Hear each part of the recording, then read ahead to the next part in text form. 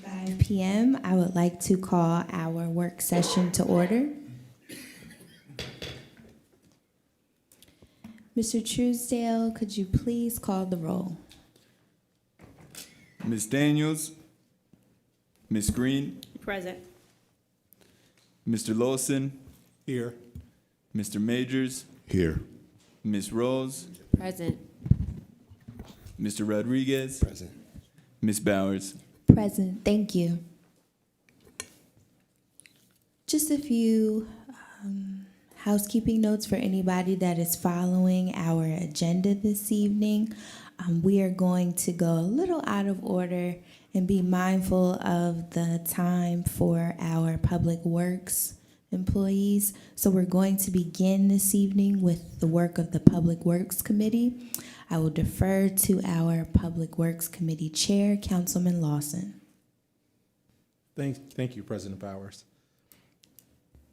So the Public Works Committee is looking to work with Resolution 77-2023, a resolution approving the disposition of surplus vehicles which have exhausted their useful life for city operation by the Bureau of Vehicle Management. Is there anyone here from the administration? Yes. Please state your name and your position. Yes, I'm Brian Schmiedel. I am the VMC Fleet Manager. Okay, great. And if you could share any information that you have with us, that would be great. Yes, the disposal list, you would like the disposal list of what we already sold, or would you like the current list? We have 50 we have already disposed of. The value of the 50 we already disposed of is $172,495.70. They're already disposed. We would like to dispose of 9 more. They mostly all police interceptor cars, which are beyond repair, extinguisher life. There's 9 more vehicles we'd like to dispose of.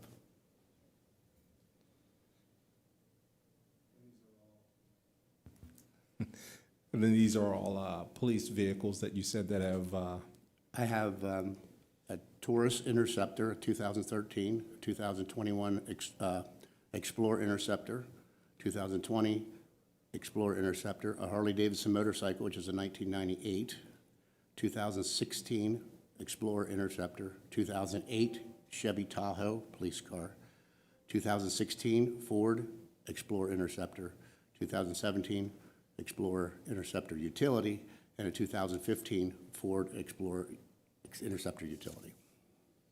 And they are all accident damage beyond repair. They were major accidents. The value is not worth repairing them. okay, thank you. You answered the question before I asked. Okay. Do any of my colleagues have any questions? I'll start to my right. Councilman Ross. Thank you, Councilman Lawson. I had maybe 2 questions. One, where do you take them when you dispose of them? It could have been answered before, but I didn't. We do go to Gov Deals, which is a government entity, and it's a bid process, so we have to go there first, and that's what we do. Go through Gov Deals, and that's where all the other vehicles were sold. Right. Okay, I do remember that. And do we get money for them, or when you dispose Yes. of them, it's just okay? Yes, we get pretty good value. In the last 50 we sold, we got $172,495. Okay, that was my next question, so you answered it. Thank you. And how many, again, are we disposing of this time? Did you say, can you repeat? Nine vehicles, majority are police interceptors, and 1 motorcycle. Okay, thank you so much. You're welcome.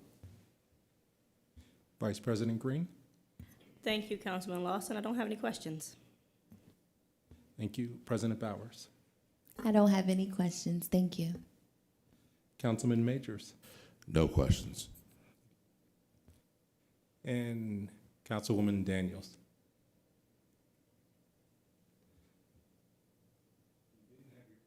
We didn't have your audio, but I think I read your lips to say no questions. Is that correct?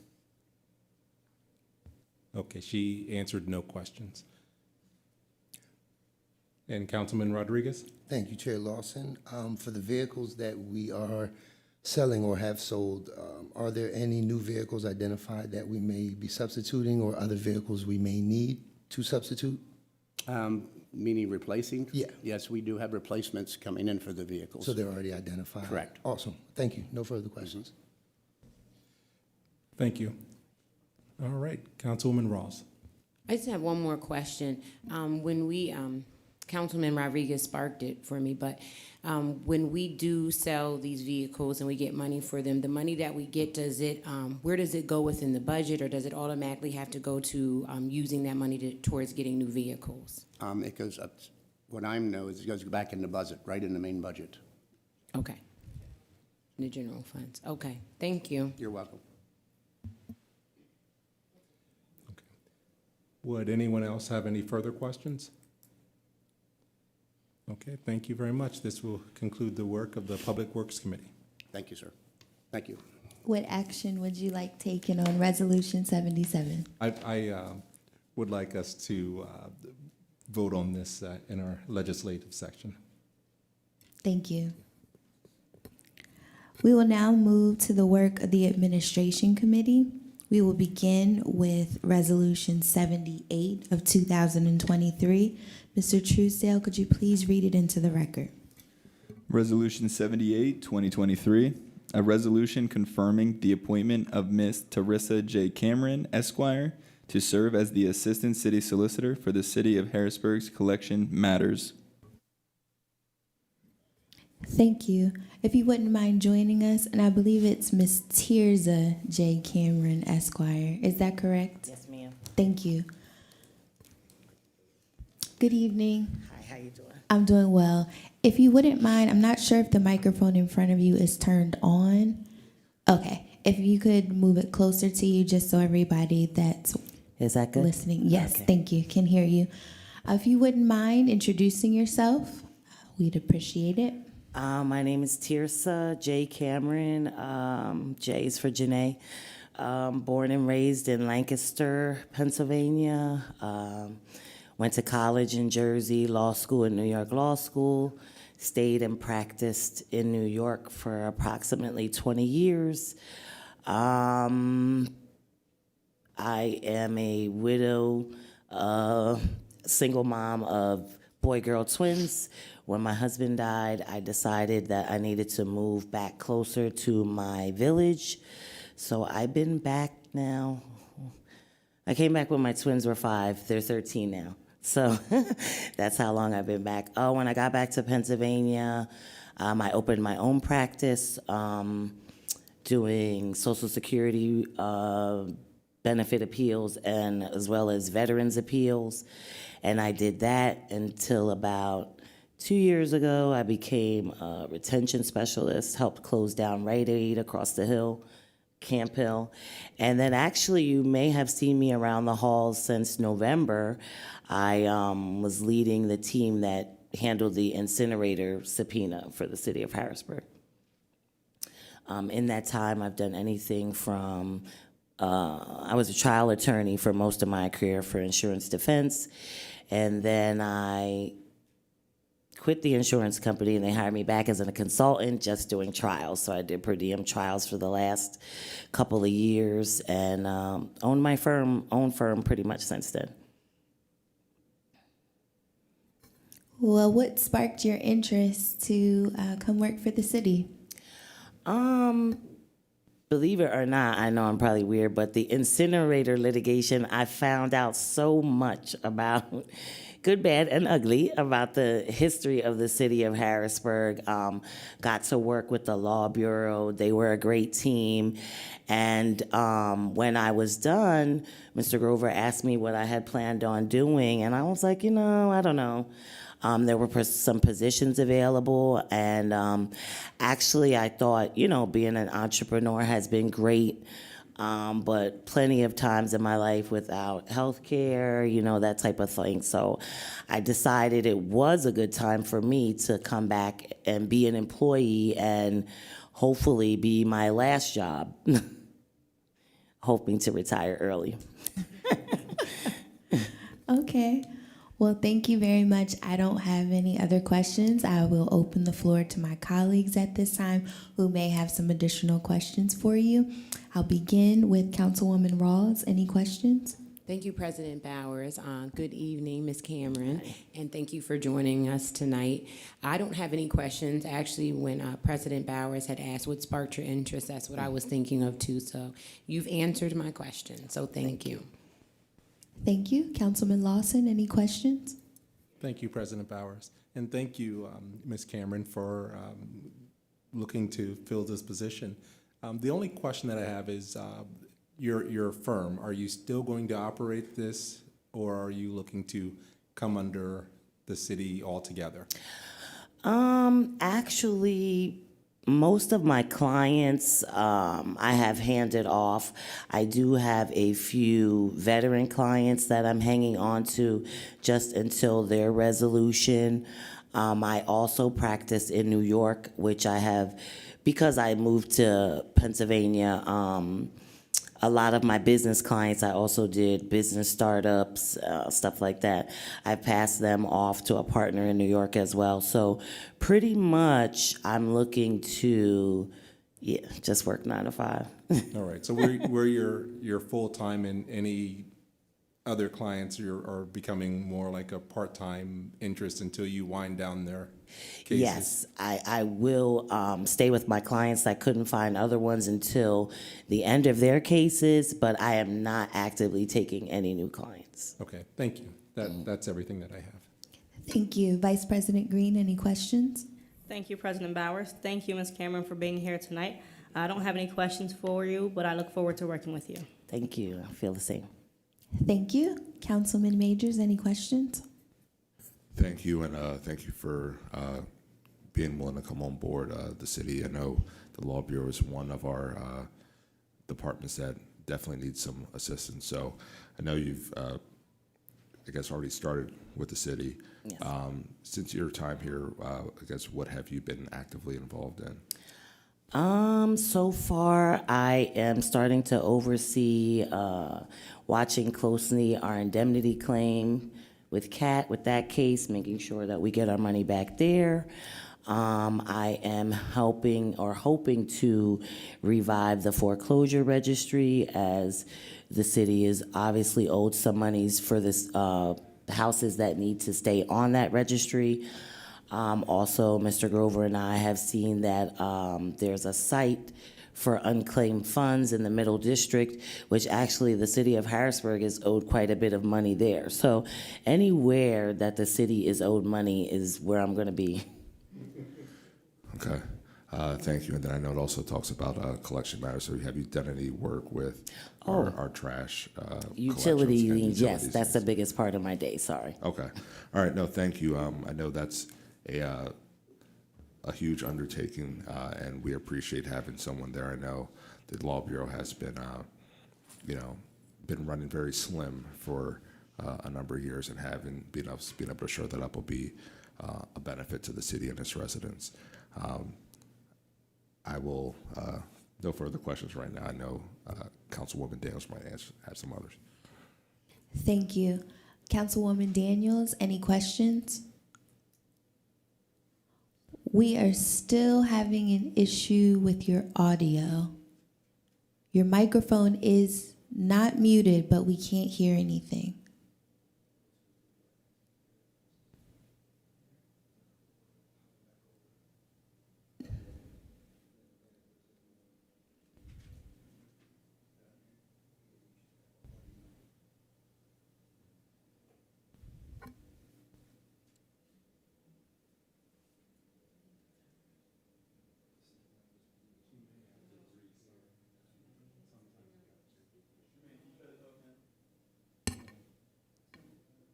No.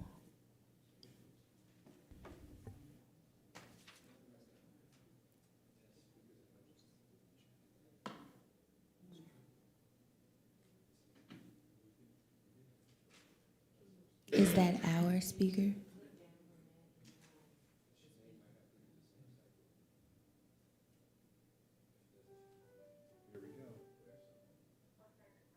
Okay, yes.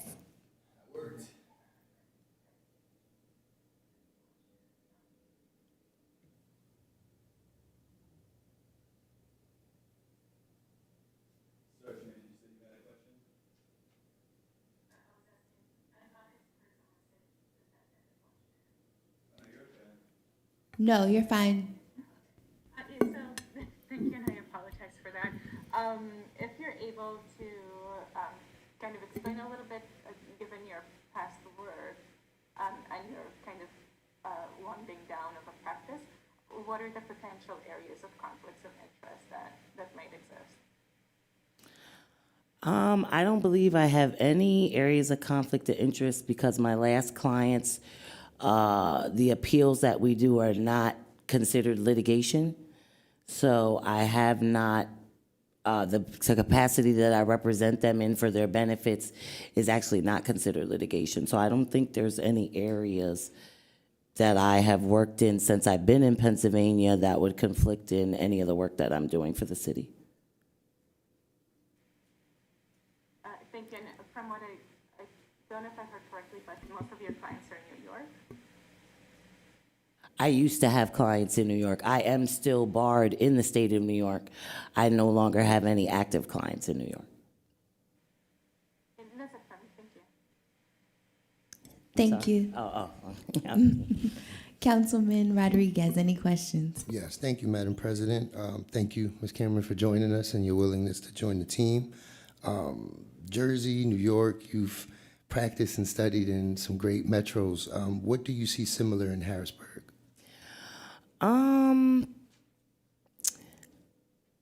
I think I used to work a lot in the Bronx Supreme Court, and the Bronx, I think, is a lot like Harrisburg, not in a good way, and I'll say not the things you hear about the Bronx, but I like that it's heavily minority populated. I like that the government is heavily minority populated. I like that the city seems to be on an upswing now. From some times, like I said, I feel like I probably know a lot more about Harrisburg than I ever did when I was supposed to be learning about Harrisburg. But I feel like as any up and coming, I'll relate it to the borough rather than the whole city. I think there's a lot of potential. I would love to see what the city is going to do now with COVID and the open, the buildings that are having problems getting tenants. I think it'll leave a lot of room for the city in the future, to make sure that we are making sure that we get our percent or our piece of whatever comes out of what's going to become of the city of Harrisburg. Absolutely, thank you for that. And what challenges do you feel would be your biggest coming into this new position? Really, I'm just discovering that I guess government is a whole different animal. So I'm becoming well-versed in talking out of both sides of my face and saying the same thing. I am learning to, deal with people needing. Mr. Grover had to teach me, I'm like, are we sitting in on all of these things? And he's like, yes, the law department sits in on all of the different committees, boroughs, and things. So, excuse me. So really for me, it's just about, I'm used to being in court all day, every day. So government is new for me. I like politics. And it's just a way for me to get my little foot in politics without ever having to run. So I like that part. Well put, thank you. And I guess this would be a question for Neil. What did you see in Ms. Cameron that said, I think you would be a great compliment? So, undertaking the response to the incinerator, I had prior experience in the field of people reviewing records, which that industry sort of started around the time I started being a lawyer because of large litigation. And our experience was not different than a lot of them. A lot of the lawyers came and went from that team. Tirsa showed up every day. Right. She was even a grown-up in the room all the time. And anyone who would say they would come on board having read 20 years of city records for all the stuff we did it was everything. It was the billings, it was the litigation, it was all the resolutions, it was all the ordinances. She did that for a year, and she still wants to come on board, and she says she wants to be here to retire. I believe her, because she can't say she didn't know. So absolutely, thank you. And like you said, you've seen the good, the bad, the ugly. So I look forward to working with you more in the future, and thank you for being here. Thank you. No further questions, Madam President. Thank you. Thank you very much for your time and for answering our questions this evening. I move to add Resolution 78 of 2023 to our next legislative session agenda for a formal vote. Thank you. Thank you. The next resolution on your agenda this evening is Resolution 79 of 2023. Please note we will table Resolution 79 of 2023 for this evening. We will move the resolution to our December 4th work session agenda. The final resolution before the Administration Committee is Resolution 80 of 2023. Mr. Truesdale, could you please read it into the record? Resolution 80, 2023, a resolution confirming the appointment of Mr. Donald C. Steyer III, Esquire, to serve as an Assistant City Solicitor for the City of Harrisburg for general matters. Thank you very much. If you wouldn't mind joining us. Good evening, everyone. Good evening. Thank you for being here. If you wouldn't mind introducing yourself, telling us a little bit about you. Sure. So my name is Donald Steyer III. Born and raised in Lancaster. Spent the first part of my life running restaurants before deciding to get into the corporate world. Spent a few years, almost 10 years at Comcast. Did my first bit of college up here in Harrisburg, over on Derry Street at Thompson Institute. And then there was a big kind of company reorganization at Comcast, and I decided to go back and reinvest in my education. I always wanted to work in government, got my degree in government, and then went to law school out in Washington State. Did some good work out there, and then I moved back home looking for work in government. Started out as a public defender, and I've been representing some really tough cases for the last year and a half or so. And I saw a great opportunity open in Harrisburg and decided to apply for it. So. Okay, well, welcome. Thank you. You answered my question about what brought you to the city of Harrisburg. So I don't think I have any other questions. Again, I'll open the floor to my colleagues who may have some additional questions for you. I'll begin with Councilman Rodriguez. Thank you, Madam President. Mr. Steyer, thank you again for joining us and your willingness to join the team. Washington State, that's interesting. As a public defender or assistant in the public defense, what was your, I say, greatest accomplishment in your opinion? As a public defender, I think my greatest accomplishment was just being there every day for all of my clients. I feel like it's a very underfunded situation in all governments with public defense offices, and I had to keep 150 folks heads above water and have their lives in my hands every day. So I think just trying to take care of myself and being there every day for them was the biggest accomplishment, and not having a massive meltdown, which happens a lot in the profession. Absolutely. If there was one, I guess, fictitious rumor about public defense that goes around the realms of the inner cities, what would it be? I got approached multiple times before where people have just a misunderstanding. They don't think that public defenders are full attorneys. Yep. They asked me if I had a special certificate or if I, did not go through law school to become a public defender. So I think there's a perception that it's not a full attorney. I hope that changes over time. Absolutely. But you have to be 100% correct. Absolutely. Absolutely. And then for general matters, could you just touch briefly on what some general matters may be that you'll be defending the city on? So I guess me being listed as a general individual kind of puts me under the widest range possible. So I'm being kind of asked to learn and be familiar with all areas that we cover. Some of the things that I've been working on just in general, the Comcast franchise renewal is one of my first projects. I've been doing some work with codes violations for some of the more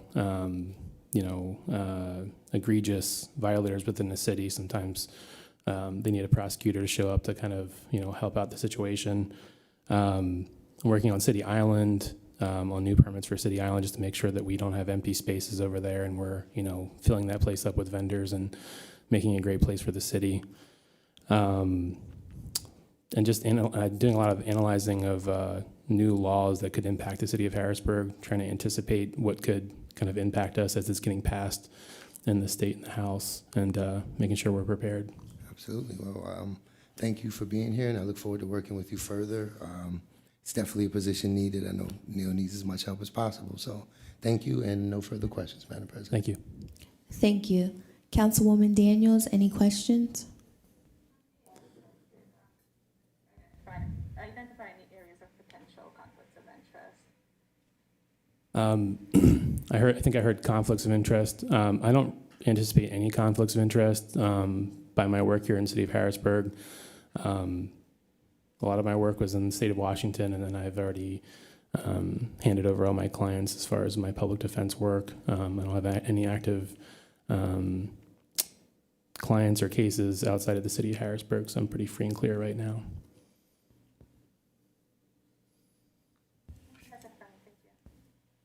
Thank you. Councilman Majors, any questions?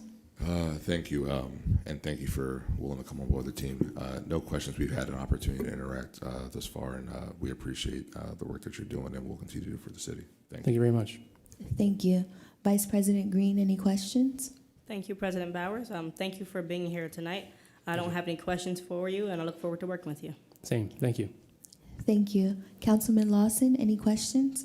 Thank you, President Bowers. And thank you, Mr. Steyer. I believe that once you got started, you jumped in both feet. And the question is, how does the water? How does it feel? On day one, I started really thinking about the range of things that could come legally into the city, and it is a wide range. So I feel much better today than I did on day one. I'm starting to get a sense of it all. Okay, great. And then our goal, of course, is for you both to retire from the city. So we want to make sure that we have a great atmosphere for you. And we want to thank you for the service that you've both given us already. So thank you very much. Thank you very much, and the atmosphere has been great so far. Wonderful. Thank you. Councilwoman Rawls, any questions? Thank you, President Bowers, and good evening, Mr. Steyer, and thank you for all the work you've done thus far and what you're going to do in the future. I really enjoyed how you said trying to make sure that City Island isn't empty. So I think that's a great place to start as well, and I like that you were able to tell us exactly what the general areas would be, because that was my question as well. So just thank you, and I look forward to working with you. Ditto. Thank you very much. Thank you. Thank you. Thank you for being here and for answering our questions. I move to add Resolution 80 of 2023 to our next legislative session agenda for a formal vote. This concludes the work of the Administration Committee. I will now move forward with our agenda to the Public Safety Committee. I will defer to our Public Safety Committee Chair, Councilman Rodriguez. Thank you, Madam President. Today we'll be covering our quarterly reports for the Public Safety Committee. We'll be starting with the Bureau of Police. I do see Commissioner Carter and Deputy Swarson here. If you gentlemen wanted to come up forward.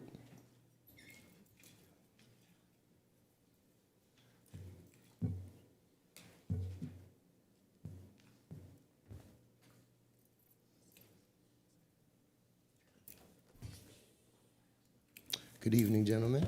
Good evening. Good evening. Good to see you as always. Whenever you are ready, you can begin your quarterly report for the Bureau of Police for the 2023 July to September range. A quick question, if I may. Yes, sir. We previously, October 17th is when we were originally supposed to have this. I'd handed out these. If you have them with you, that's great. If not, I have extra copies just in case. Everybody good? You good, sir?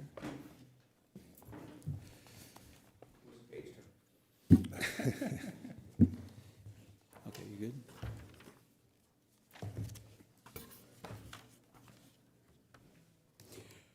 I will be working off of the PowerPoint slides we had done. I do have, if you want to put them on the screen, you can, Jared. It's up to you guys. Just need one? There you go. Okay.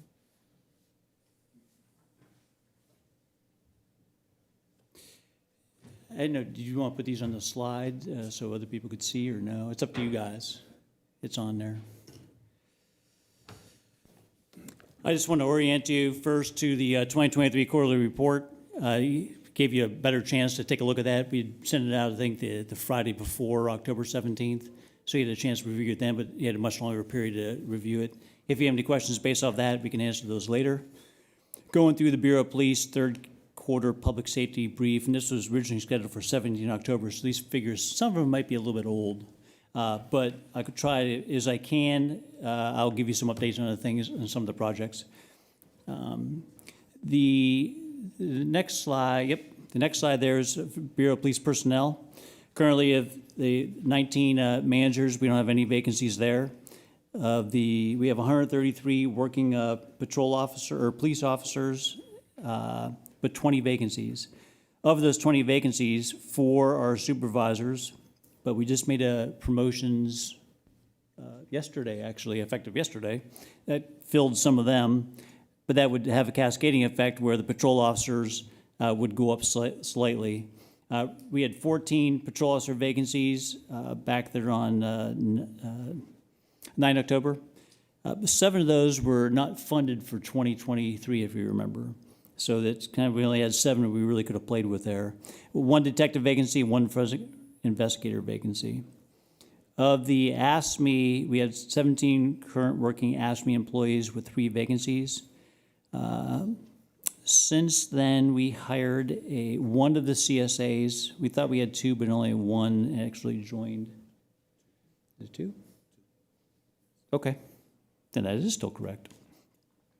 So that would have brought that number down, but they weren't going to start until 23 October, which would have been after the last briefing. If that makes sense. Any questions on that slide? Next, the Bureau of Police. These are just some of the, I guess, the highlights, if you will. I'm going to try to keep this under 10 minutes if I can. We do bureau-wide training 3 times in a year. It basically is we are training things for the Bureau over a 6-day period, and that allows us to get everybody almost the 98% solution to get those officers trained in what we were training. Training day 3, the final training day of the year, was on active shooter training. That would be someone coming to a building or a place, engaging people with a weapon, and then how we respond as the police. So that was our training. We did it up at the Jackson Lake building. We worked with in conjunction with the Harrisburg Fire Department, who gave us some training on getting into doors that are locked.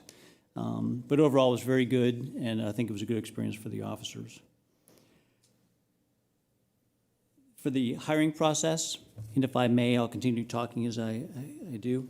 We currently are in the middle of a recruiting, or I guess we started a recruiting cycle. These are our cards we made up. So, anybody who wants to be a Harrisburg police officer. These are posted on our crime watch. Thank you, sir. But our next testing, so we are concluding a recruiting cycle, but I've already started another one to put people into the January 2024 Hack Academy. Is our next one. This is the recruiting cycle we're in right now. Those people have been through the background phase, the polygraph. We just had a disqualification hearing last Friday, and we will meet with our civil service board, I think it's next week. And then after that, it'll be interviews, hiring, and then getting them ready to go to Hack Academy in January. This little card here is a recruiting thing that we started. We started in October, right before we were supposed to brief you. and that is to hire candidates or employees to put them into the July class of 2024.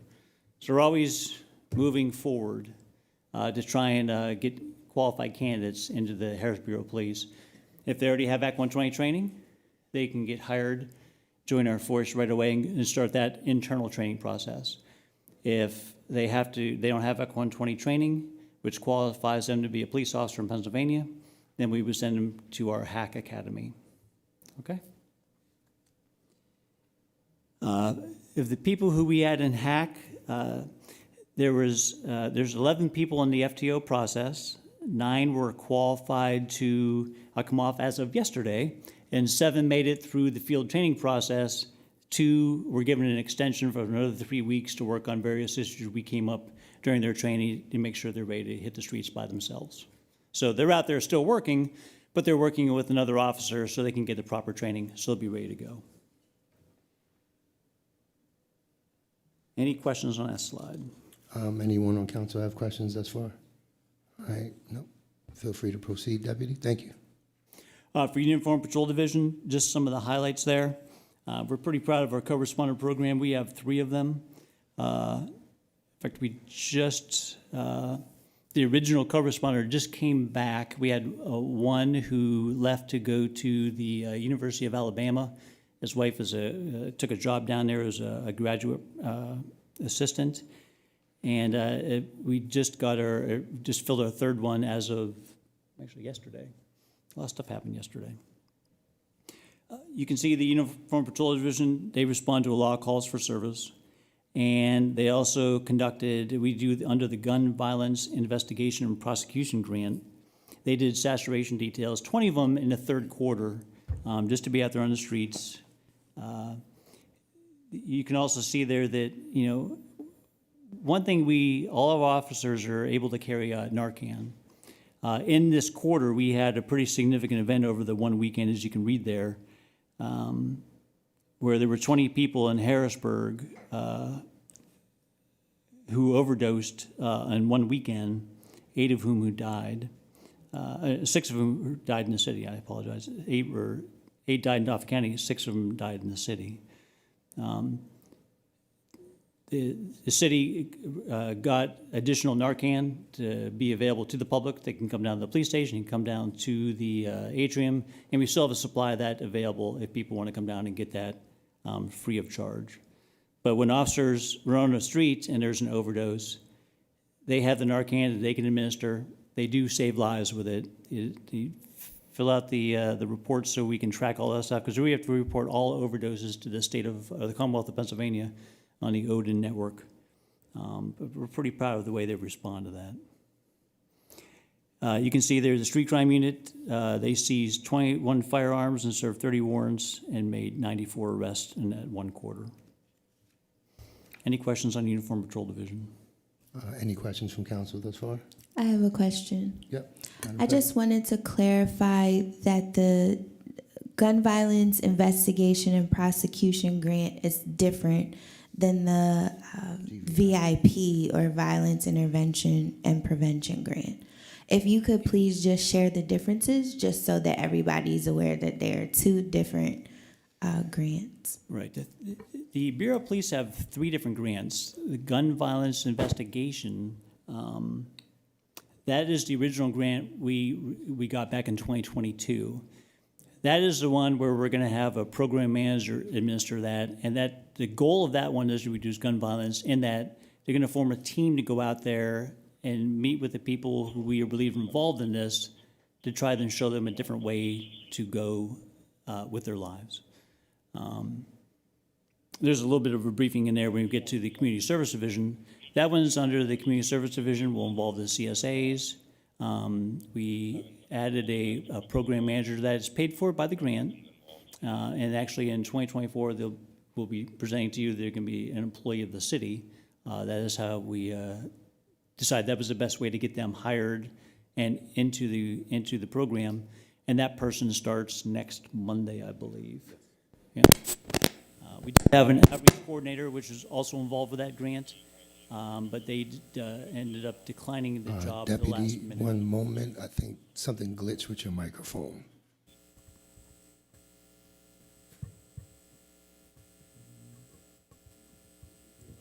No, it looks like, is it on? Can you hear me okay? Yeah. Okay. Yeah, a little fuzzy. So that's the GVI grant. Where was I? Okay, so the Gun Violence Investigation and Prosecution, which is GVIP, that one involves ShotSpotter, overtime for saturation details, the Ring doorbell program, the purchase of certain forensic technology to enhance our ability to investigate a crime and prosecute it in court, give us the tools to gather the evidence and present it in court in a manner that the DAs can use in a trial. Then you have the local law enforcement grant, which involves officer mental health and wellness. It would involve the body-worn camera program, license plate readers, the hiring of a mental health professional, which we already have one through the city, which you guys approved last year at Chaplain Lathrop, but the grant would pay for his salary for 2023 and 2024. So that's the differences of the three grants right there and what they do independently. Thank you. So the Gun Violence Investigation and Prosecution Grant, that was awarded in April of this year. I know that with the Violence Intervention and Prevention Grant, there is significant data that is required for that one. Does this grant require the same level of data collection? No. Okay. It's still a grant we have to report to PCCD. Mm-hmm. So that was who awarded the grant, and what we did was, there are certain things we have to report. Deputy, I'm sorry. Is there any way we can?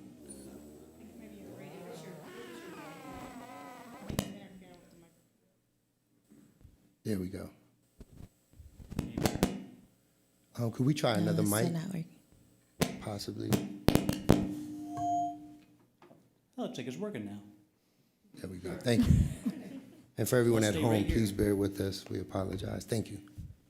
I'm sorry, what was the question again? The question was just whether this second grant yeah. that was awarded by PCCD, if it requires the same level of data collection as the original GVI grant. No. Okay. We have to report we came up with the parameters in conjunction with PCCD and let them know what data we were going to collect and report to them. In other words, when it came to, let's say, our Cellbrite technology to download cell phones, we came up with, hey, this is what we're going to provide you in conjunction, in response to the utilization of purchasing that software with your money. So all we have to do is we have to give them a narrative about how we use it and how it benefited us in the investigation and prosecution of gun violence, and what kind of data we could provide to them. And that one we came up with a spreadsheet and the narrative. In other words, how many times did we use it? What did we use it for? What kind of cases? And was it successful in downloading? So as far as the data collection, I think our biggest amount of data collection in response to that grant, it wasn't reported to PCCD, wasn't referenced, and we used the same data for the GVI because that was a very data-centric, Yes. It was worked out in our favor because when we looked at the ShotSpotter technology and we were looking to generate the heat maps of the best place to put that kind of technology, we used that same data because we collected it was the same work, because it's really the same goal with the grant, reduce gun violence. Okay, thank you. I don't have any other questions right now. Thank Thanks. you, Madam President. Councilwoman Rawls. Thank you, Councilman Rodriguez. Yes, I had a question also about the GVIP grant. I know you said that you hired a program manager, and they start Monday. Was that correct? I didn't know if Yeah, okay. and that was under the VIP grant. That That's the violence intervention and prevention.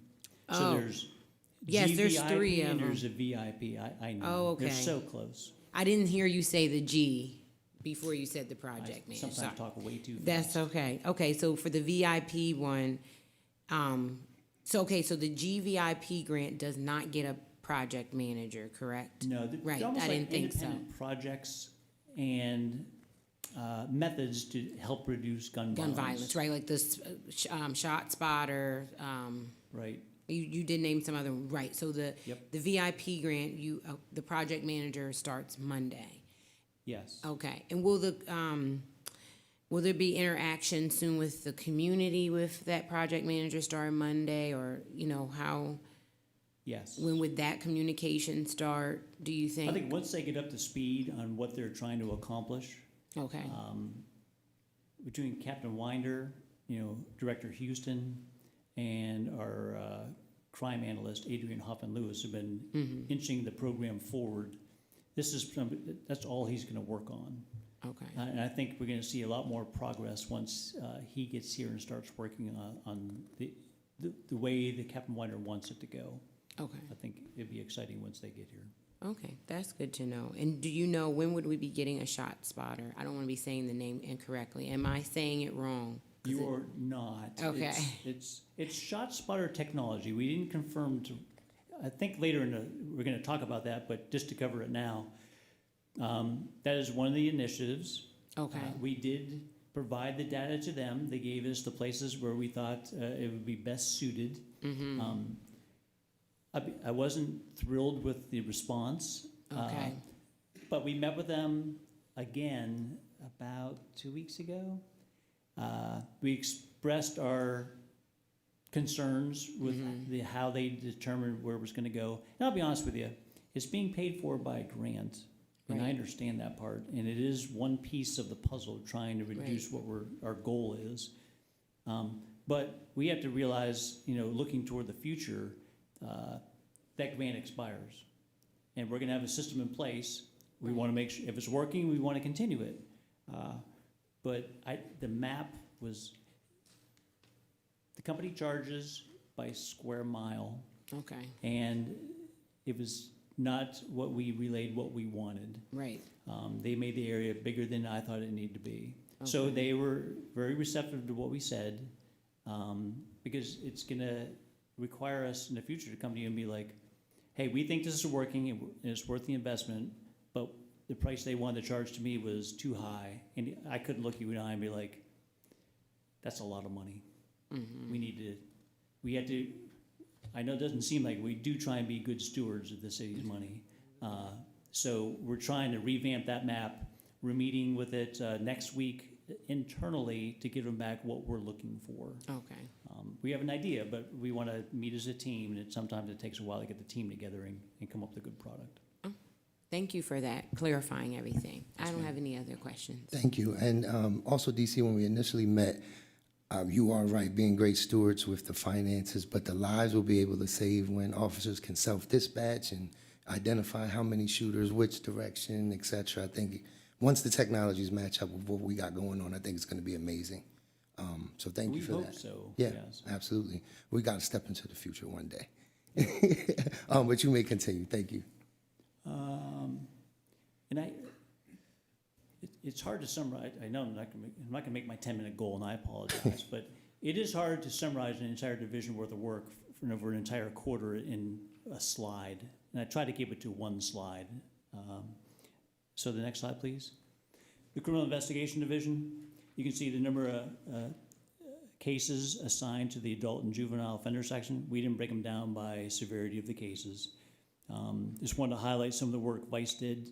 You can, I'm not going to insult you. You can read through the slide yourself, but I want to point out that in one day, the Vice unit got 4 kilos of drugs, and which I thought was, even I was extremely impressed by their work.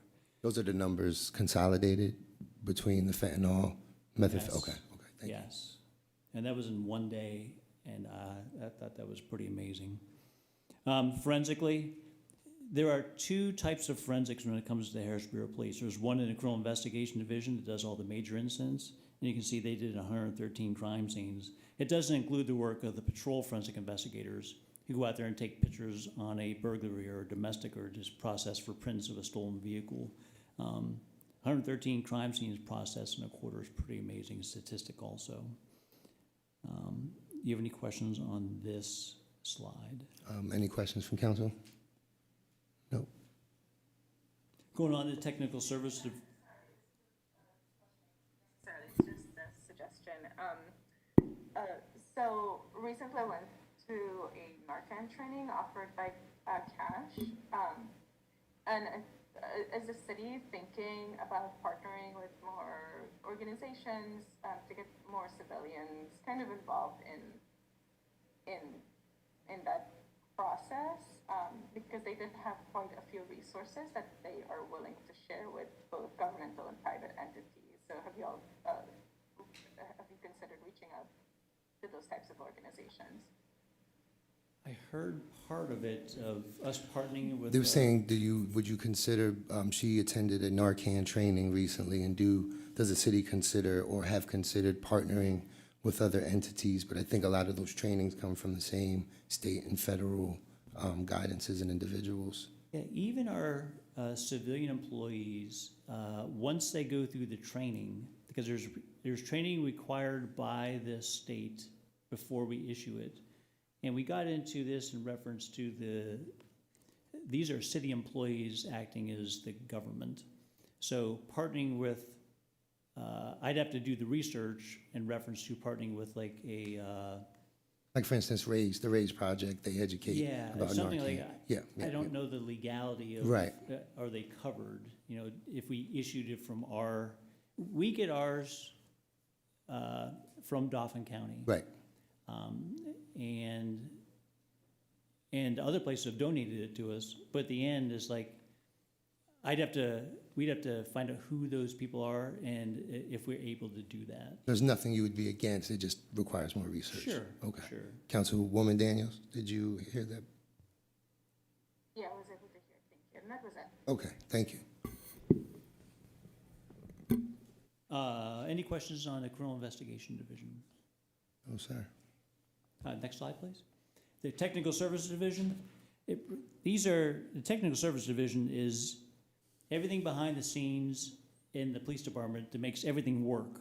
How we get our cars involved in an accident fixed.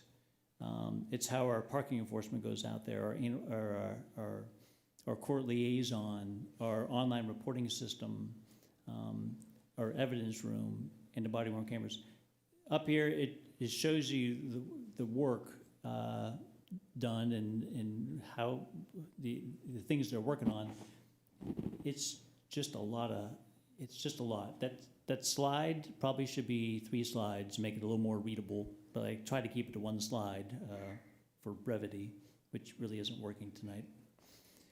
But you can see that we had the 4th of July and the Component Festival both during that quarter.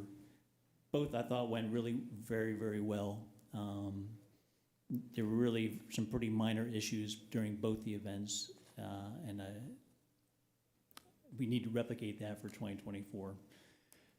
Our online reporting, you can see we added some different languages there, so people who do not speak English as their first language or don't speak English at all can still go on and file a police report. And we're doing pretty good on keeping up with that now. We have one guy working on it, and he's doing a great job. You see our parking enforcement out there, like, nobody likes to get a parking ticket, but everyone complains about where they're not supposed to park their cars, too. So they gotta be out there issuing tickets, make sure we can get our streets cleaned, and people are complying with what they're supposed to be doing. Are there any questions on technical services? Any questions from council? I just have yes, I have a comment and a question. Okay. So I'd like to thank you for adding the additional languages. I think that that's helpful in making the reporting more accessible to our residents. I'm just curious, do you intend to increase the different types of languages that will be offered in the future, or you're just starting with Spanish, French, and Chinese? Well, You would think that we just like guessed what languages to do, but we actually did research into the population of the city to find out the most Good. commonly spoken languages. And those are the ones we had come up with so far. If there are other things that people would like to see, you can just email the office of the chief, the office of the commissioner. We can take a look at that. You can give us a call and we'll do the research and figure out if we can get that added to there. Thank you. Mm-hmm. Thank you, Madam President. Any other questions from council? I just had one, DC, on the third quarter total savings, the 24,520. Is that in comparison to last year or last quarter? So what happens is the online reporting system itself gives us a quarterly report, or actually a monthly report, and it breaks down like how much your officers make, how long does it take you to do a specific type of report, and it tries to generate the savings based of, instead of having and the citizens' time of waiting for the police officer to arrive at their home or location. Yes. They can just follow an online report, and it's done automatically. That would be labor It then. doesn't require an officer to do it. So those Office, are okay. what they're trying to show that their product is worth money. Yep. Yep. And there is a time savings, and it's more convenient for a citizen. It takes less time from an officer because we just have to review, ask questions if there are questions on it, approve it, and it puts it right into the system, and the report's available for insurance purposes or whatever they need it for. But that's all related to labor, though, for the officers? Yes, sir. Correct. Thank you. The Community Service Division, like I said, there's a lot of stuff they're doing. I think really the biggest thing in that quarter that they did in the Community Service Division was the National Night Out. I thought the Community Service Division, the entire city rallied around trying to get that thing going, and I thought it was a really good event on City Island. I can't say enough about it. But that was, of their quarter, yep, they went out and did some barbecues in the neighborhood, doing all the things they normally do. But when it came to that quarter, that was their biggest showcase event of the year, if you will. And we appreciate all the work they put into it and all the work done by the city and everybody who helped out. Any questions on that? Yes, I'd like to go back to the GBI grant. I'm just wanted to highlight some pertinent information, I think. So on September 2nd, PCCD approved the project modification request of funding through June 30th, 2024. I think during previous quarterly reports, you shared that we hadn't quite received a definite response from PCCD saying that we could either modify the project or a clear request for an extension. So I thought that was it's nice to know that they're accepting of the modification. I wasn't sure that would be a reality. So now the modification request is funded through the end of, June 30th, 2024. Correct. Yes, ma'am. So yeah, they put it in during the quarter, and it got approved. Okay. Mm-hmm. And the incident reviews that are mentioned, what does that entail? I don't remember those from other reports. Every month we go over is it every month or every 2 weeks? Monthly, yeah. So every month we meet at a location. It involves the GVI team who does the research, puts together. What happens when the program manager gets there? He will be reaching out.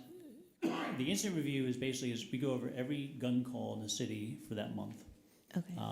The people who are identified, who they would like to go talk to prevent future gun violence, and that involves the Harrisburg Police, state parole, Dauphin County probation, adult and juvenile, a district attorney, someone from the U.S. Attorney's Office. It's a conglomeration of people who meet and talk about the case, where it's at, who are the people they need to go speak to in the future. It's just to identify, it's just sharing of information and a determination of what we're going to do with that incident. Okay. That's the incident review. And the project manager, we talked about a support and outreach coordinator. A part-time job description was posted on September 14th. Has that person since been hired as well, or are you still fielding Identified. applicants? Okay. Went through the process, and we were this close, and then they declined the job. Oh, So we have to start again. okay. Yep. It's a part-time position. It's funded by the grant. Be paid for the city and then reimbursed by PCCD. Okay. Okay. I think that's it.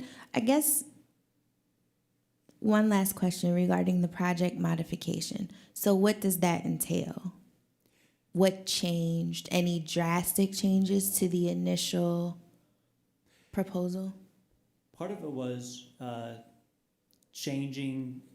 So what happens is you have to build a budget for the grant. You submit that budget and it's approved. If you decide to change anything, you have like 10% you can play with to move things around without having to get approval. But if you want to do like a major change to it, like I think what they did was they changed the way the program managers can be paid, because originally it was going to be all just grant funded and reimbursed that way.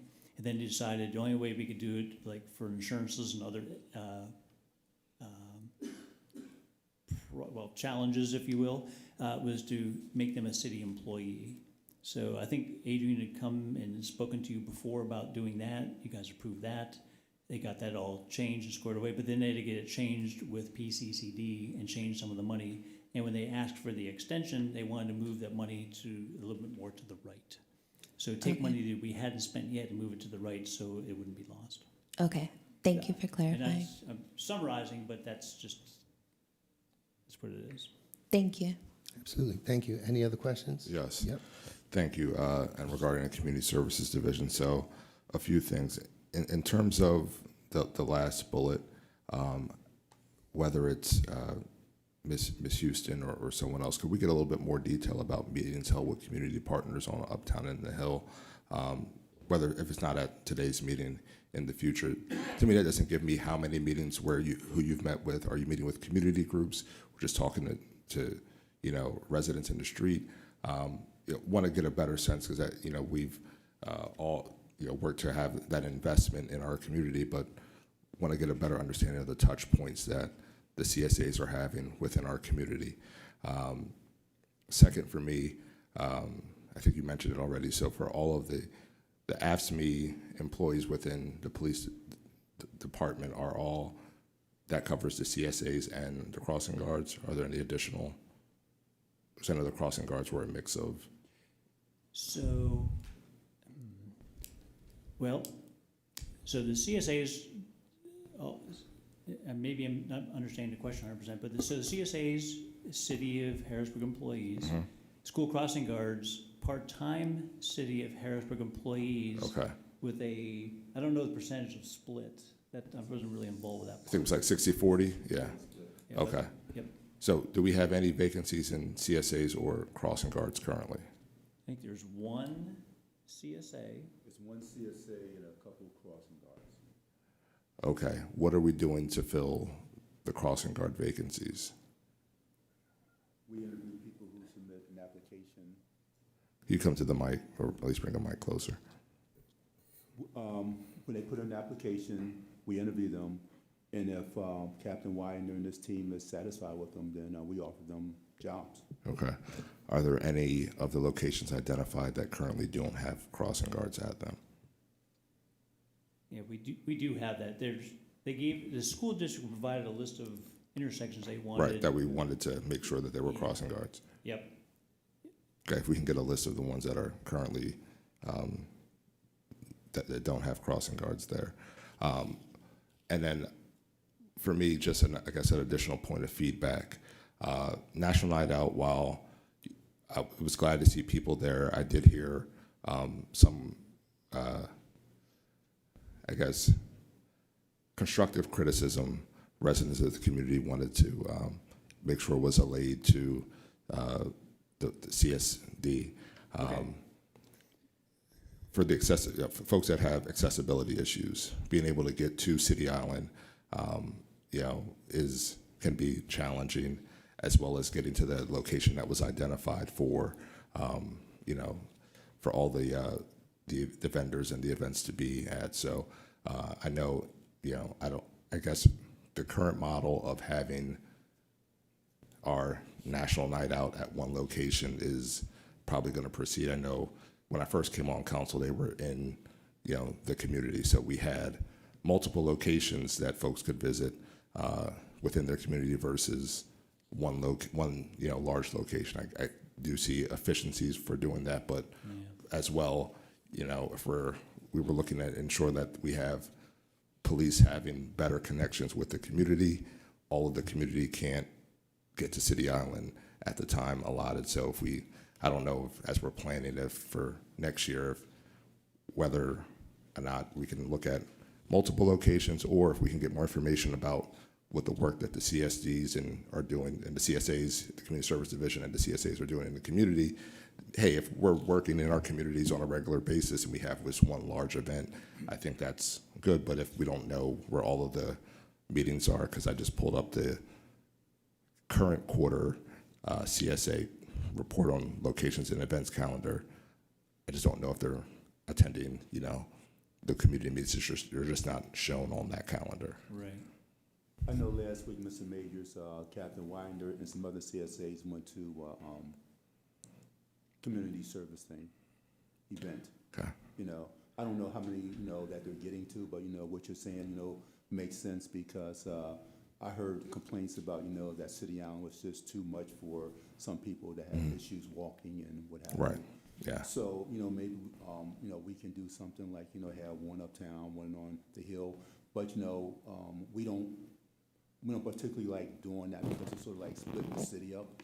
We want everybody to come together and represent the city as one. But, we can take a look at that, doing that. Okay. Right.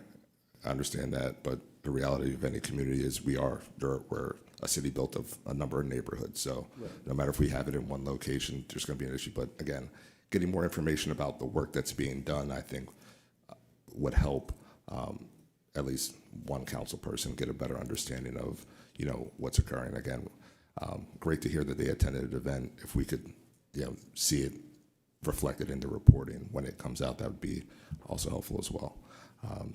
Yes, in terms I will have Captain Widener start documenting the neighborhood meetings that they go to, so that we do have it here. Right. All right. Thank you. No further questions on this slide. Thank you, Councilman Majors. Anyone else? Questions on the slide? All right. Deputy, real quick, out of 410 calls, about 153, about 38%, give or take, what would you say the CSA's responsibilities are outside of that, on just general calls? Outside of general calls? Yeah, if they're actually going out on about 37% of the calls, what would be the outside responsibilities of, instead of just, we get a call, there's an emergency, I respond to it. In the meantime, if there's nothing to respond to, what would they? So if they may get a call about a neighborhood issue. People are playing loud music. We might send a CSA out there to explain to the person who's generating all that music, Yes. hey, look, this is what the city ordinance says. You're disturbing your neighbors. Yes. We can send the police out here, but we don't want to issue a citation. We just want you to keep the music down during these hours. No, yes. I mean, besides, so if they're only going out to about 37% of the calls that come in out of the 410, outside of the parameters of going out on a call, what would be a daily responsibility of a CSA? The animal control, that 410, that's just what at that time, it was just Billy Sandstrom. Got you. Those are the calls he went on. So the 153 would just be the community policing? The officers, Yes. yes. Okay. At that time, there was only 2 of them. Are the CSAs still in schools or assisting with? They still stop by schools. Okay, Yep. okay. Especially when schools are letting out, just correct me if I'm wrong. So still when schools are letting out, they'll stop by the schools during the day. Okay. They'll go to the schools at certain dismissal times, just as the CP officers do. Is there a opportunity or a possibility that the CSAs could assist with crosswalks until we can find individuals to fill that void? And they do that now. Just like after school rush, busy Yes, times? they do that now. They're Perfect. constantly riding around. They also do business checks. They're riding around, communicating with codes about abandoned houses and different Yep. things like that, you Yep. know. Possible other hazards like abandoned vehicles. They're out talking to store owners and different chores like that. Awesome. So they are busy, but I understand what you're saying. You know, we should have it documented more, and we'll start documenting it better. So that is there. Just specifically for that subdivision, if there's some sort of repository on infractions or incidents reported to, or different things they're engaging in, that would be phenomenal. Okay. Yeah, I can ju- expand it, I'm just trying to be a little more concise. Yes, thank you for that. Any other questions on the Community Service Division? No, sir, thank you. Grants. I think we talked a lot about grants so far. We talked about GVIP. It lists out the categories that the grant would support. The same with the local law enforcement. All it does is break down and give you an idea about where we're at with them. In reference to the local law enforcement, it still is not awarded. They wanted a budget change that was submitted a few months ago, and we have still not been awarded that grant. So that one right now is still stuck. Any additional questions on gun violence? Not from me. Any questions from council? No. The next slide is the Violence Intervention and Prevention Grant. And Madam President, you had already mentioned about the extension and everything. If there's any questions on there? Any questions from council on the grant? No? No, sir. Yeah, and I just want to make sure, this is the grant that also was supposed to involve working with the community to help develop strategies, the VIP grant, correct? It's supposed to involve, yes, it is. Okay. Are we doing those meetings? Because the last few times we came here, there was mention of meetings were either occurring or going to occur, and what type of community feedback or input we're receiving, what we were supposed to be gathering this information. Are we doing those? Because we're doing the reviews that are held bi-weekly, but in terms of any outreach on developing the strategies just being developed internally, what does stakeholder or community engagement look like on the development of the strategy to deal with group violence intervention? And on that one, they were looking for the program manager to start that all up. So that means we haven't been doing it? Not that Okay, thank you. Thank you. Any other questions on VIP grant? No, sir. And sorry, this is a growing frustration. The person starts when? Monday. And we have until June of '24. Yes.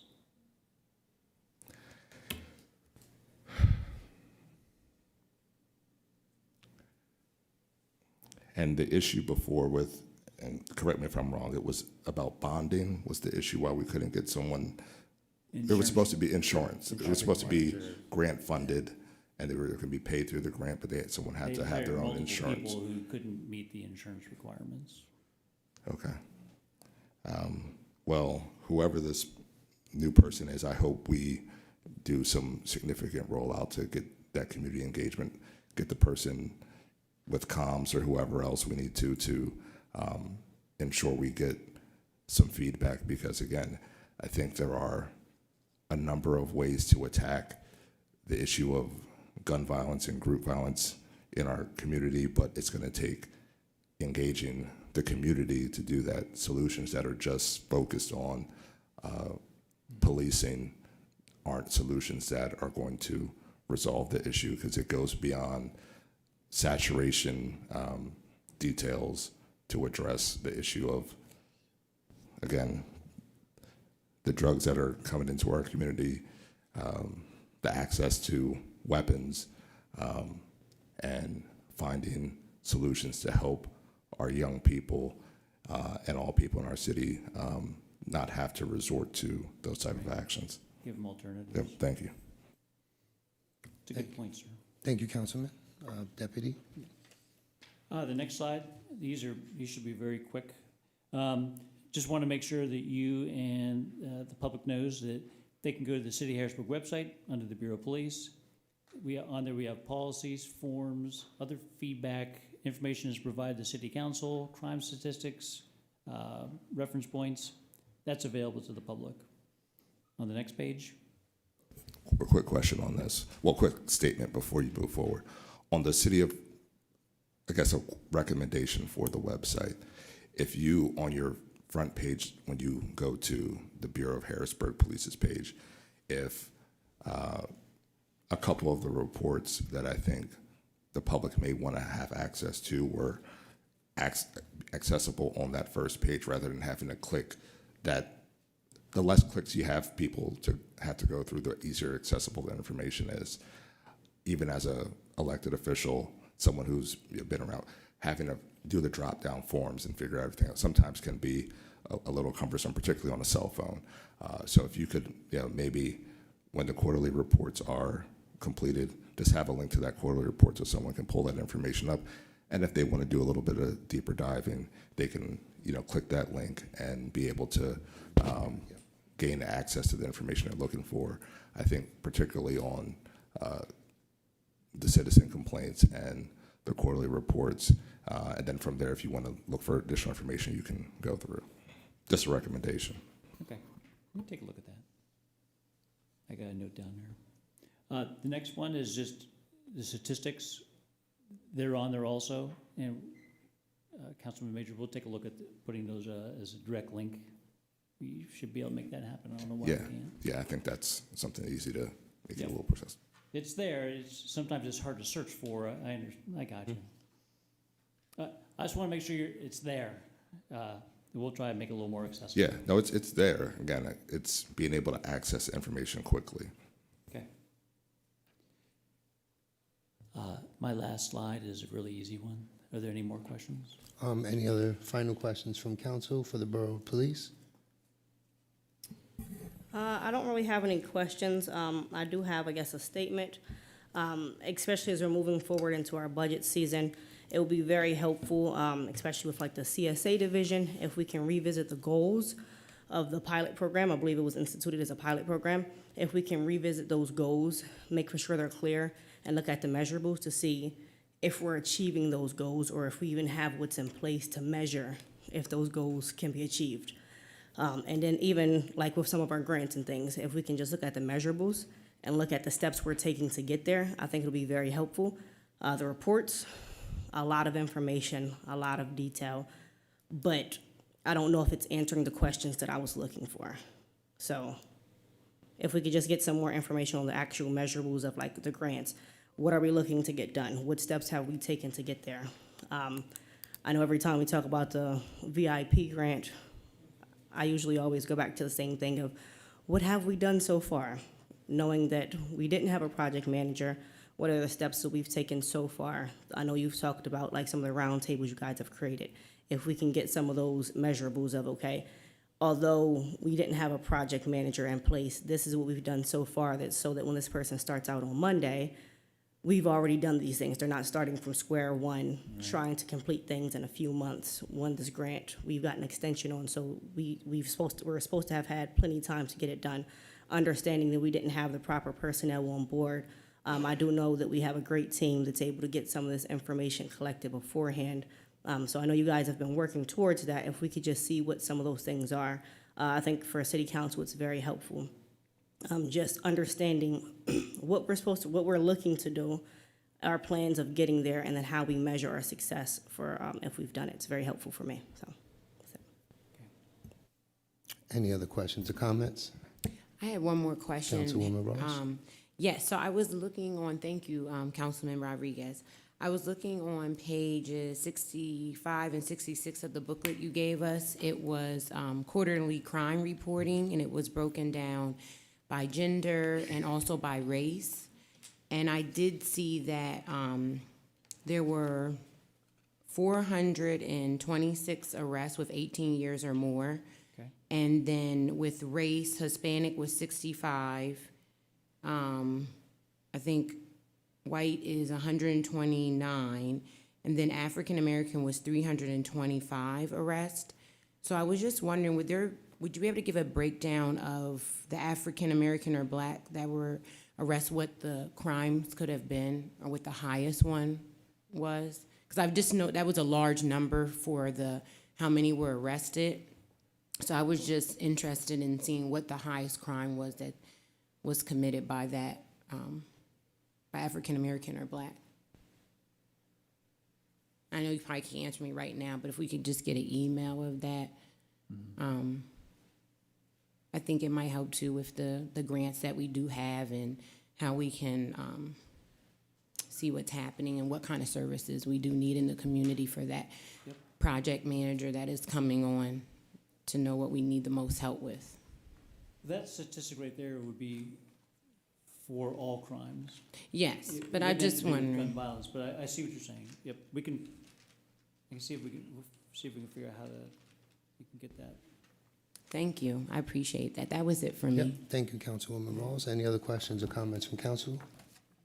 All right, hearing none, I'd just like to announce that the Harrisburg Police Department will be hiring. You can be the change, make a real difference in your community by becoming a Harrisburg police officer. The physical agility test will be Saturday, March 2nd, 2024. The written test will be Sunday, March 3rd of 2024. Deadline to register is midnight, February 23rd of 24. You can go online at harrisburgpa.gov or reach out to the Harrisburg Bureau of Police for more information. $50 exam fee at the time of the application is filed online and includes both physical agility test and written test. Thank you to the Harrisburg Police Department for joining us this evening, and you guys are free to go. Thank you. Thank you. Absolutely. Appreciate your time. Thank Thank you you. for what you do. Next up for our quarterly reports will be the Bureau of Fire. I see Chief Enterline.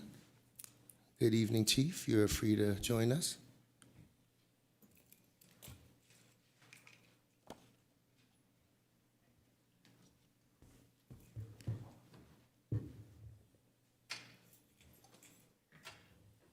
Good evening.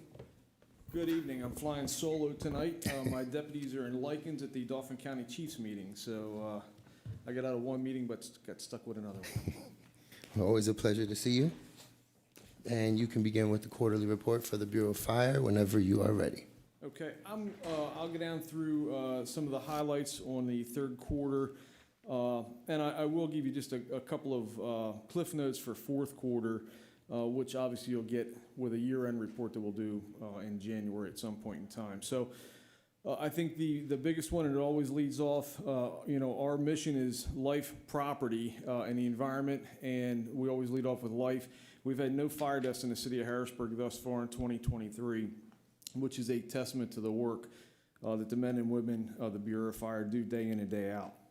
Those staffing times and the staffing and response times and the quality of our apparatus are what makes the difference, being out there quick and making those stops. There's a lot of fires in the city that you'll never read about or hear about on the news because of the quick response that we have.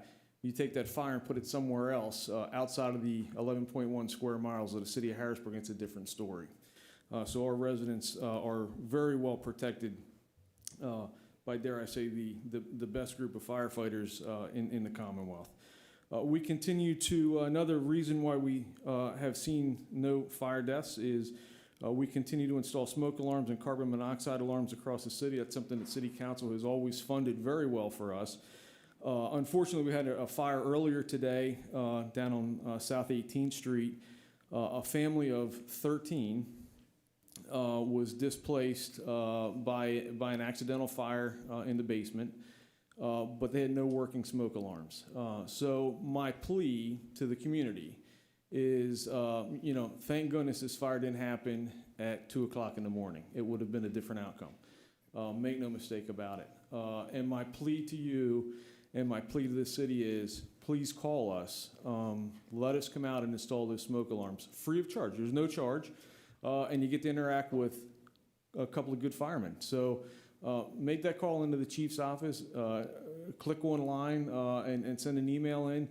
But please, do not allow you or your family to sleep at home without a working smoke alarm. We have them for you. Just real quick, sorry, Chief. Can you put the number out there, the phone number for folks to call? Sure. The office number, right to my administrative assistant, is 717-255-6464. 717-255-6464. Thank you for that. All right. We also, and there's a breakdown in the small booklet that we put out. We continue to provide fire safety training education across the city. In your report shows that we've had some preliminary discussions with the school district. We are making strides to get into each and every classroom by the end of the 2023-2024 school year. And just had an extraordinary meeting. President Bowers was at. We are looking to create a new building as part of the William Penn campus to bring a career pathways that would be police, fire, and EMS centric to our high school students here in the city of Harrisburg. And I think that is a huge step forward for our ability to recruit our own homegrown folks to run this fire department. As I said at the meeting, in 15 years, I hope that I see one of our city residents sitting where I am and doing the job that I'm doing because they're here and they care about the city and they're homegrown. And we need to really push that. So that a lot of our work here in the next year, pending the outcome of William Penn, we're going to start to formulate that and get that work program put together with the school district, probably partnering with HAC, and then our community partners at UPMC for the EMS side of things as well. Continue to work with our mutual aid partners. We were in the third quarter, we were outside of the city of Harrisburg 97 times, and a total of 268 mutual aid responses through October of 2023.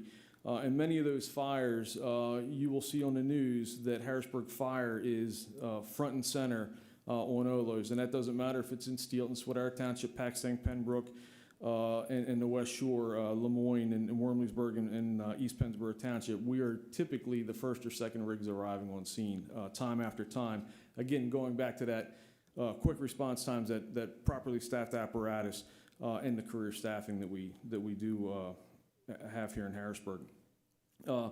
We've been working with the Harrisburg Housing Authority, as Deputy Chief Sorensen noted, using the LIC building.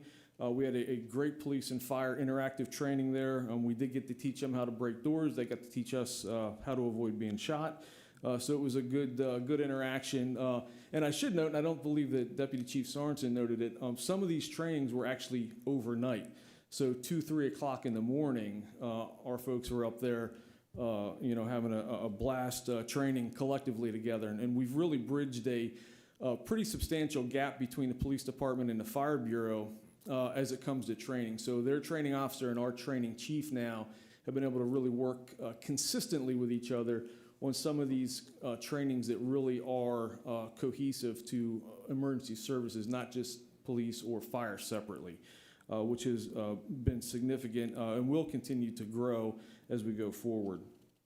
We did have one Pennsylvania Task Force 1 deployment in Q3, and that was the only one to date. So that one in Q3 was to Hurricane Idalia, and that was the only one that we had to today, and that could change here, in 10 minutes. Personnel complement is at 96. We had 2 members deployed out in the military long term. We're now back up to 3. One of our firefighters just got deployed. He's going to Africa. The other 2 I can't speak to. And we do have another short-term deployment that just came in on Monday or Tuesday of this week. We have several members off on light duty due to injuries, and a couple that are in working light duty due to off-duty injuries, but we have a complement of light duty positions that they're able to fill due to the contract. The Bureau Fire Training Program continues to grow. I talked a little bit about that. our numbers have grown substantially as it pertains to training, which is so important, for the safety of not only the firefighters but the residents as well.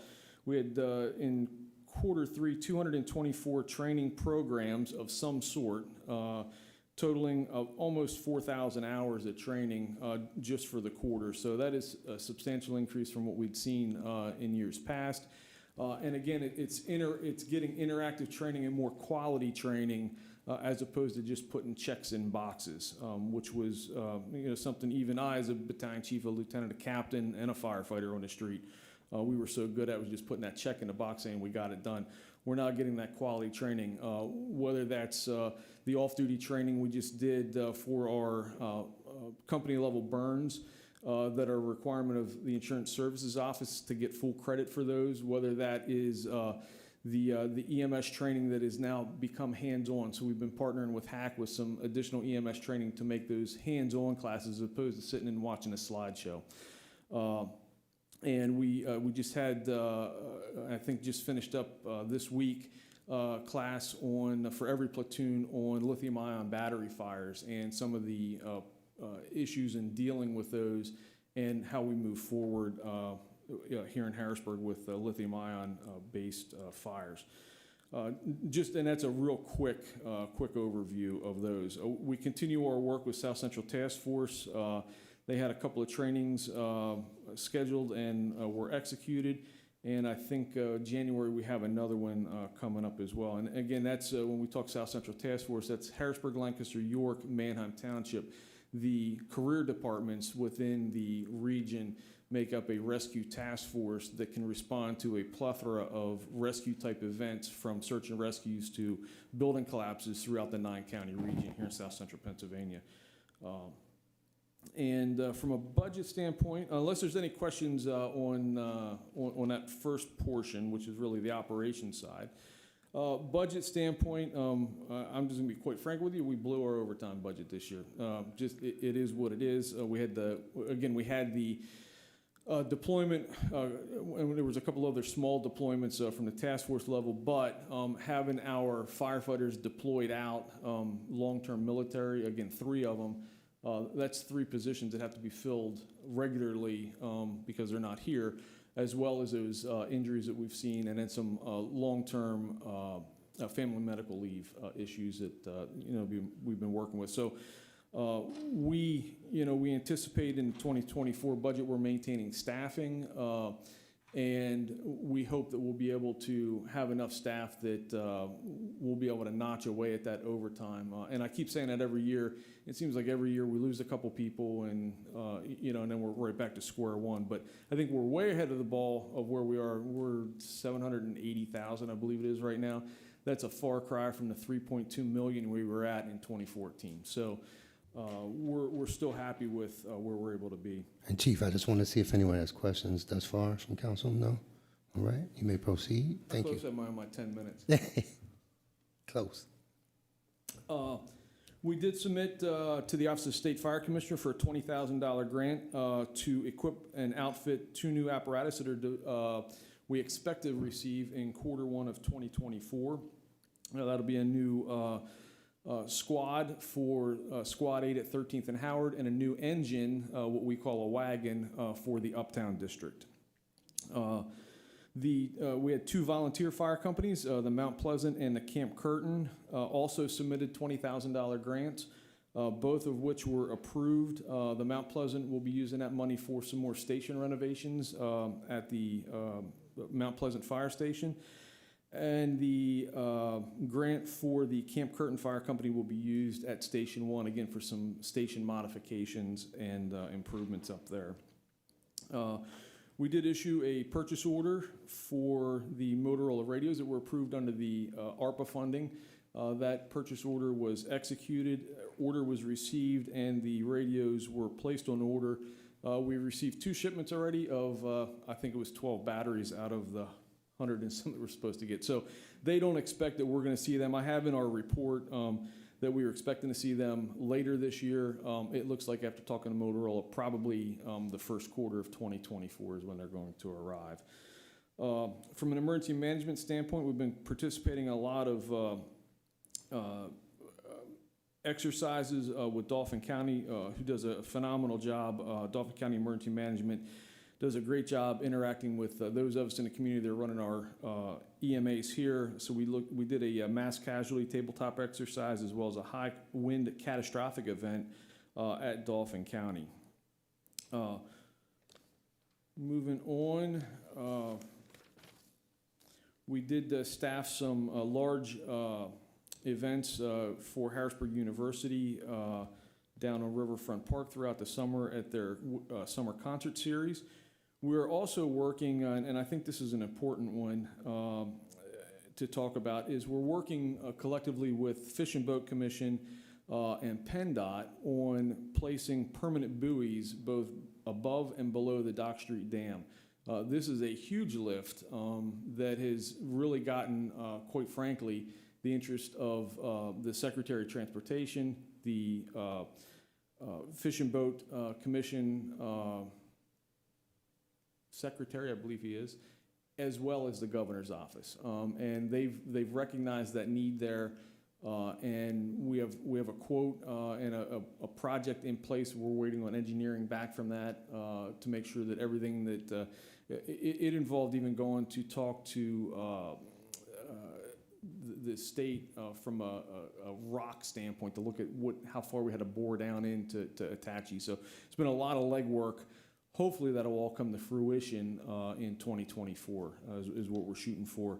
And our hope is that PennDOT is going to foot the majority of that bill, which will be great for the taxpayers, and we'll have the dam better marked and protected. 2023, looking forward here to where we're going, we're going to be updating our 5-year plan, so we'll make sure that council, that'll probably be part of our presentation to you in early 2024 to update what our strategic plan should look like for 24 through 2029. Our new Seagrave tower truck did arrive. Tool mounting was completed. It is now in getting some additional work completed on it. We have a couple of hydraulic issues. And just a reminder, it's a brand new fire truck with a 1972 boom on the back of it. It was completely rehabbed. So there's some hydraulic issues that are being taken care of down at the manufacturer for that. And we are also working, and I can never go without saying how great our codes department is doing and the interaction that we have with codes. We are working hand in hand nearly daily with the Bureau of Codes on the vacant and abandoned properties throughout the city, looking at illegal boarding houses, condemned properties, and also those that are in dire need of demolition to protect our citizens. And one of the most recent, actually 2 of our most recent fires we had on Allison Hill, one on 1300 block of Howard Street, one on the 100 block of South 13th Street. Both of those buildings where the fire started were abandoned buildings that were condemned. And they affected the neighboring buildings that were occupied. And that is the frustration that we continue to deal with across Harrisburg. These absentee landlords, the slumlords, these out-of-town so-called investors that want to invest in our city and leave it in shambles is absolutely infuriating to not only the codes department, because they got to deal with it, but us from the fire standpoint. And Councilman Rodriguez he understood, and he got to see the inside of what that building looked like on South 13th Street and how horrid those conditions were from an absentee landlord that just did not care about the building nor the community. So we need to look at ways that we can change legislation, not just locally here, but at the state level, that we can better hold these people accountable for the actions and the condition that they've left our city in. And you know, we can blame whoever we want internally here. It is not their fault. They do everything they can, and I know the public gets upset. I hear it all the time out in the street. It doesn't matter whether I'm uptown, on the Hill. I hear about it all the time, how we're not doing anything to combat these houses. The reality is the law is on their side, not ours, and that's the unfortunate fact, and that needs to change for not only the aesthetics of the city, but the safety of everyone that lives here. So with that, any questions? I'm more than happy to. Thank you, Chief. I appreciate you being here. Any questions from council? I will start to my immediate right. Councilwoman Daniels, any questions? Thank you. Councilman Majors? Thank you, Chief. The one thing I'll just note, and I know we've talked about this offline, is interesting to note that in Q3 you noted that there were 97 out of the municipality calls, and just about as many days in the quarter we're providing service outside of the city to our our sister communities. So thank you for all the work that they do, and our discussions about how we can ensure that there's potential savings for our residents if we're going to be providing additional aid outside of the city, but that's an offline conversation. But thank you, Chair Rodriguez. Absolutely. Madam President? Thank you. Thank you for your thorough report, as always.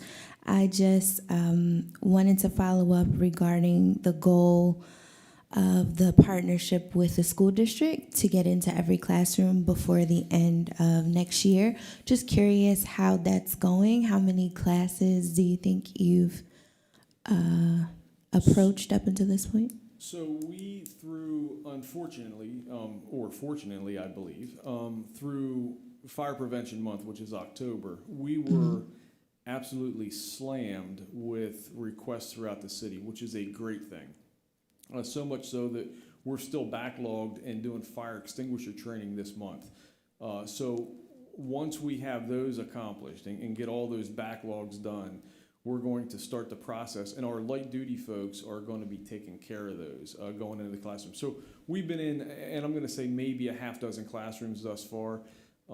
The fact is, Karen, our administrative assistant, excuse me, was just telling me she got two raving reviews from teachers that called her back and said how phenomenal the interaction with the firefighters and the students were, and they were excited to see how it's going to work through the rest of the building. And that was literally just last week. Okay, that's good to know. And I guess I had another question. It's not about anything included in the report, but I was just curious, are you still involved with the Broad Street Market revitalization effort? I am still working with that, yes. Okay. That is a hot button topic. Anything you care to share, or we just know that you're still working? Just know that we're still working. Okay. Diligently. All right. Thank you. I don't have any other questions. Thank you. Madam Vice President? Thank you. I don't have any questions for you. Thank you for your report. Thank you. Councilman Lawson? Thank you, Chair Rodriguez, and thank you, Chief Enterline. Just something that sparked my interest in your report was the career pathways that you discussed. Are we in the brainstorming, or do we have a plan yet on how we can implement that for our students? Sure. We are literally, so we just had the meeting last Wednesday night, I believe it was, with the school district over the William Penn campus. I had a phone call about that maybe 4 days prior to the meeting, 5 days prior to the meeting. So we are still in the brainstorming session. However, I believe that it is of the utmost importance to bring that to fruition, whatever that looks like. And there's many models to look at, as I said at the meeting at Lincoln School. And I believe that we need to focus a lot of attention on that. And we are already looking at how we can start to leverage some of the available grant funding that we have for some of the things that we're going to need to do. And after we get through the budget process, after we get through the holidays, we want to reach out to some of our other departments that have similar designed programs and see how we can tailor that to Harrisburg. Understanding that we want it to be more than just the fire department. We have public safety jobs, right? So we want to make sure that we incorporate fire, EMS. And quite honestly, EMS is a significant draw for us because of the lack of EMS providers in the Commonwealth of Pennsylvania and quite frankly nationally. They're decent paying jobs. You're not going to become a millionaire, just like you're not going to become a millionaire being a fireman or a cop. But they're wonderful jobs. They're based right here in Harrisburg. They would provide right here in Harrisburg through UPMC, and they are already open to that. We also have the police side of things, which is a little more dicey just from the age requirement, right, to become a police officer because of some of the requirements that they have. But I think that there's also the opportunity to look at, and we need to look at, 911 dispatchers as well as codes enforcement officers. And so there's a plethora of knowledge that we can give to the student to make an educated career choice that's a blue-collar job that pays well, that becomes not only a job but a career for them. And I think that that's what the way we need to portray this is. We're not putting you into a program or building a program for you to just have a job for the next 2 or 3 years. We are building you so that you're a asset to a community, whether that's Harrisburg or somewhere else, but building you as an asset to the community that is a career for the rest of your life.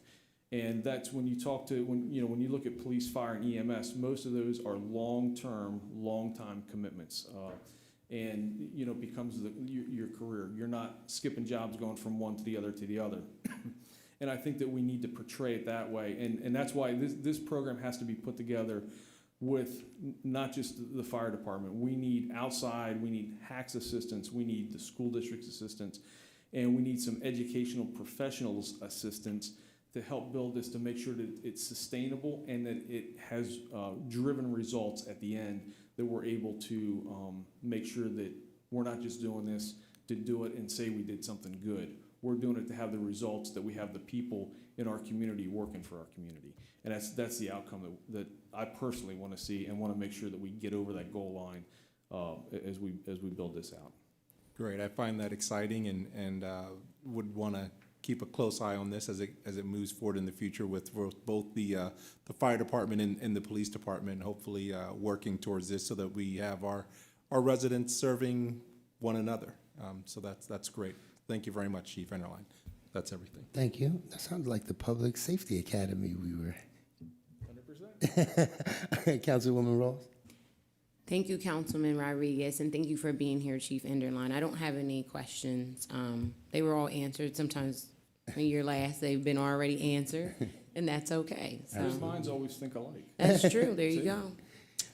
With no other questions, Chief, thank you for joining us as always, and you are free to go. All right. Thank you. Have You a do the great same. Thanksgiving. Keep up the great work. Thank you. All right, and moving forward with the Public Safety Committee, we have the Department of Codes. I see Director Montgomery here. Thank you for joining us, and good evening. Good evening, and thank you. Absolutely. Hello, City Council. Good evening. So the third quarter codes report, a condemnation list is being updated and provides more detailed information than the previous versions. The numbers will change as more updates become available. We have 531 total condemns, 157 of those are number ones, and the grading goes from 1 to 5, 1 being the buildings that are collapsing. They're the worst ones. Demolitions, as far as the third quarter goes, there was 4 demos in-house done, and then there was 2 bid-out demos that were done. Year to date, there were 17 total at that time. Ongoing projects, we have 1012 North 6th Street. It's elderly housing that's in the process of being built. South Front Street, the Veterans Housing Complex is being built. The community center is on the roof right now. 2300 block of North 6th Street. There are 4 lots that are going to be apartment buildings. Those plans have been received. We're waiting on the check for that to be released. We are assisting vendors at the Broad Street Market for any code-related questions. The Codes Department has begun the training with the Tyler for the Munis system, and the expectation is that next year the codes department will be up and running with the new system. There was 2 vacant code officer positions, but they're actually both filled, so we're at full staff now with the code officers. We do have 1 administrative position assistant that is vacant. This is a busy time of the year for us with all the rental applications coming in and the electrical license that have to be put into the system. So we are extremely busy this time of the year. Discussions with HR and ASME related to the code officer job descriptions and grading were ongoing. The end state is to provide incentive for the quicker certification process for each officer that is required by L&I. That has been accomplished. Instead of taking 15 years for the code officer to get all the required certifications, it is now compacted down to 5 years. They can move on once they have the certification to go to the next grade. The Hearing Code Board of Appeals is fully staffed. That's the first time in the last 3 years that that's been staffed, and we actually had an appeals hearing last week. Some of the stats for code officer in the quarterly report. Court hours, there's been 119 hours of testifying at the DJ office or county court. There's been 70 stop works done for lack of permits or unsafe work that's being done. There was 27 block walks done by the code officers. Complaints that were submitted by the code officers themselves was 328. And I added another stat that 623 permits were processed in our office during that time.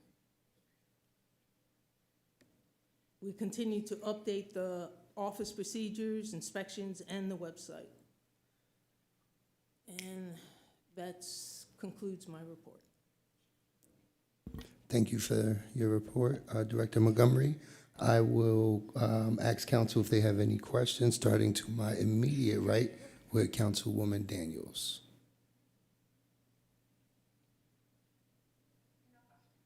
Thank you for that. Following up with Councilman Majors. Thank you.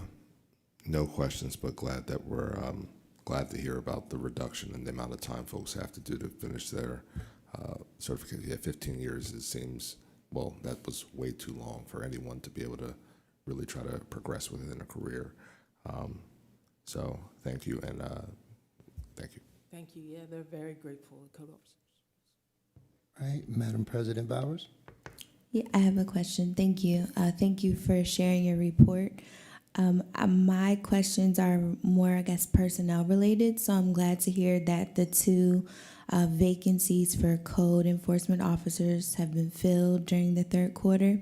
Now, with the administrative assistant vacancy, I believe the individual that occupied the role has now moved to a project manager role with the American Rescue Plan funding. Is that correct? Yeah, she's over in the DCED side, yes. Okay. And when do you anticipate to fill the vacancy of her former role as an administrative assistant? I mean, as soon as possible. I have not heard anything from HR as far as applications that have come in for that. So Okay. There's been no interviews for that. But the job description or vacancy announcement has been shared, or we don't know? Yeah, I mean, I talked to Marcy in HR, and she said that she'll be going through the applications. Oh, okay. So, Okay. Those were the only questions I had. Thank you. thank you. Thank you. Madam Vice President. Thank you. I don't have any questions for you. Thank you. Thank you. Councilman Lawson. Thank you. And Director Montgomery, I forget, and I can't find my notes on it. How many demolitions were we projecting that we'd have finished within this year? I think the original number was 24, and I'm looking at 21 right now that have been not completely done, but they've been bid out, and so 21 for sure are going to Okay. be completed by the end of this year. Okay, that's what my question, just based on the testimony with Chief Enterline and the fires that were happening in some of the abandoned properties, just making sure that we can get the properties that we are able to get down as quickly as possible. So thank you very much. Thank you. All right, thank you. Councilwoman Rawls. Thank you, Councilman Rodriguez, and hello, Director Montgomery. Thank you for being here. I just have two quick questions, and one could have been answered before, so my apologies. But after a building is demoed, what happens with the land? What's the next process? So we try to encourage the neighbors to buy that. They would have to go through Dauphin County and to be able to buy that piece of land. But otherwise, it sits and it's not a good situation because then you have the high grass and weeds and needs to be cut and taken care of. So it's if they don't buy it, then the next step would be the city owns it in a way. I mean, No, Neil the might city- be better at The I'm not city sure. does not ever own it. I mean, Okay. it's still Dauphin County that would, sell that lot. So if someone Okay. does want it, they have to go through Dauphin County to buy it. Okay. All right. I was just thinking in my head, like, how do we market that, or I guess Dauphin County would, my second question was, for the complement of our city, do we have enough codes officers? Or, I guess a better question would be, do you feel like you are up to staff with the complement of what our city is? Well, I'd like to have a couple more, but No, just saying. there's no room actually right now. I mean, Okay. I'd have to, make room for that in our area that we have, but, it's. Okay. I just thought too, because our city is not huge, but it's a good size. And I think we have 2 codes officers, but it seems like we have a lot of coded, needed activities, I guess I could put it that way, right? That There a is. lot of They're things that need to very be looked busy. at, and yes, it keeps somebody busy. So that's why I asked. I didn't know if there was a certain amount that we had to have with the complement of a city. I know sometimes, like with the police department, fire department, they want to make sure with how many people are in the city, that's how many officers or firefighters they want. So I didn't know if it was the same for the codes department. It's not the same, no. Okay. We have the city, for our department, we have it broken down into 5 areas, and we have 2 code officers for each area. Well, that's 2 code officers for the 5 areas. 2 code officers in each area, and there's a total of 5 areas. Right. Okay. Yeah, I wasn't sure if we were on the same. No, we're on the same Okay. page. Okay. All right. Thank you. Absolutely. Any further questions, comments, suggestions from council? All right, hearing none. Director Montgomery, you're good to go. Thank you for joining us and giving us your report. Yeah, thank you, City Council. Absolutely. All right, and moving right along, we have Director Wright here from the Department of Health to join us to give us our quarterly report. Thank you for joining us this evening. Good evening. Thank you. Good evening. Can you hear Absolutely. me? I'm not sure if you guys had a copy of the report. I didn't reprint them. I didn't want to kill more trees. So as far as the newsletters and the reports, do you guys have that? I have some I can have given out. If Thank you. I just didn't want to reprint them because, save paper. I hope this is enough.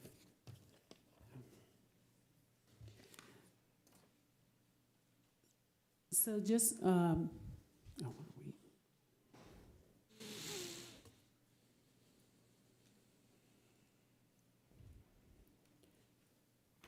you. just want to start with some of the metrics as far as the inspections that were going on during the quarter. And I realized that there were 2 major mobile food events during the third quarter, which was the Capona and the 4th of July report, 4th of July events, and those numbers were not included under the general number of inspections because they're food safety. So moving forward, because they're mobile food rather, so moving forward, I'll break that down so that things like, the mobile food units and temporary structures and temporary events would be represented a little better moving forward. But you have the three members of the team. I'm the only full-time member, and we have 2 part-time members who are under contract, being paid for by an FDA grant. And Anthony Russo and John Nelson are the 2 employees. Basically, they're working 10 hours per week on average. We just had some additional training that was provided. For Mr. Nelson is going to be doing some additional outreach and inspections in the nonprofit areas. So he'll be focused on some of the civic organizations, some of the churches. He is being trained, but he's not able to do complex inspections by code. So by the FDA food code. So what I've asked him to do is to pick up some of the non-urgent and level 1, if you will, inspections. So he is being trained and has been trained on doing nonprofit agencies and really looking at their kitchens generally are less complex. And also he's been working with a uniform form, a contract, because we do allow up and coming, entrepreneurs to, use facilities like the Y or church or whatever they may have a relationship with an organization. So what we were finding is that they were, some of these entrepreneurs were going in and they weren't really being monitored. They would have an agreement that was kind of, handshake, So we weren't really getting the real commitment, as far as food safety, making sure that they had the proper training and just kind of giving that a universal standard for any entrepreneurs who are interested in using nonprofit space. So we're trying to work to handle that a little better. So generally, in the third quarter, we had about 60 inspections, and we had 5 follow-ups and 13 consultations. We had 5 complaints, 2 of which were level 2 complaints, which took 3 visits. And I want to say for the record, there was, when there is a complaint that comes into our office and is logged in, the person may or may not identify themselves. We never give out any information about any complaints that are made. We will not give out names. There was some issues where a particular person was asking for information about who put in the complaints, but just reassuring the public that everything is confidential and it would never be released by our office. We were obviously working with codes, doing some joint inspections. Again, generally the joint inspections would be on a larger scale if there are apartments, living quarters in a mixed use situation. So we tend to do those together and separate from the commercial code person. The commercial code person will stay with the food facility, and we would also do the building as well. So getting to some of the other highlights, just going through here. Sorry about that. Let me get this. Kind of lost my place. So, yes, during the month of October, it was the federal grants reallocations were approved, and also new applications were accepted. The deadline was October the 8th for more grants through the National Association of County and Community Health Officers. And we applied for a $7,500 education grant, which would include textbook training, web training, some on-site training, which would be available to us if the grant is approved. And it would be reimbursable to the city through NACHO. We also applied for something called a mentorship program. Because of the size of our office, there is an option, hopefully, for us to get some additional support through a mentor program. We requested participation as a mentee. And basically what that means is a larger health department will come in, or even a health department who's moved further along, has more resources, will come in and provide us with some of their best practices, will provide us with some additional support. And I partnered and met up with a former, he was USDA, former retired director who is in West Virginia right now, and he's working with the West Virginia Department of Health. His name is Bob Costin, and we are hoping that we are approved for the mentorship with West Virginia. And what that would mean is that not only would he be compensated through the grant, but we would also receive $14,000 in our office to facilitate any new equipment, any additional personnel dollars. So it would be fully funded by grant dollars, and we would hopefully have someone that we can have come through to do some strategic planning with us. Again, share some best practices. His specialty is small markets, so I'm hoping that Bob can, we will be approved for that. We'll know in the first quarter. Well, actually, we'll know probably late next month. We're in November. So we will be finding out fairly soon if we are approved for that partnership, and I'm hoping that that will in fact be the case. We continue to close out the Maintenance and Achievement Grant. That's that, you know, $200 grand that we continue to work through.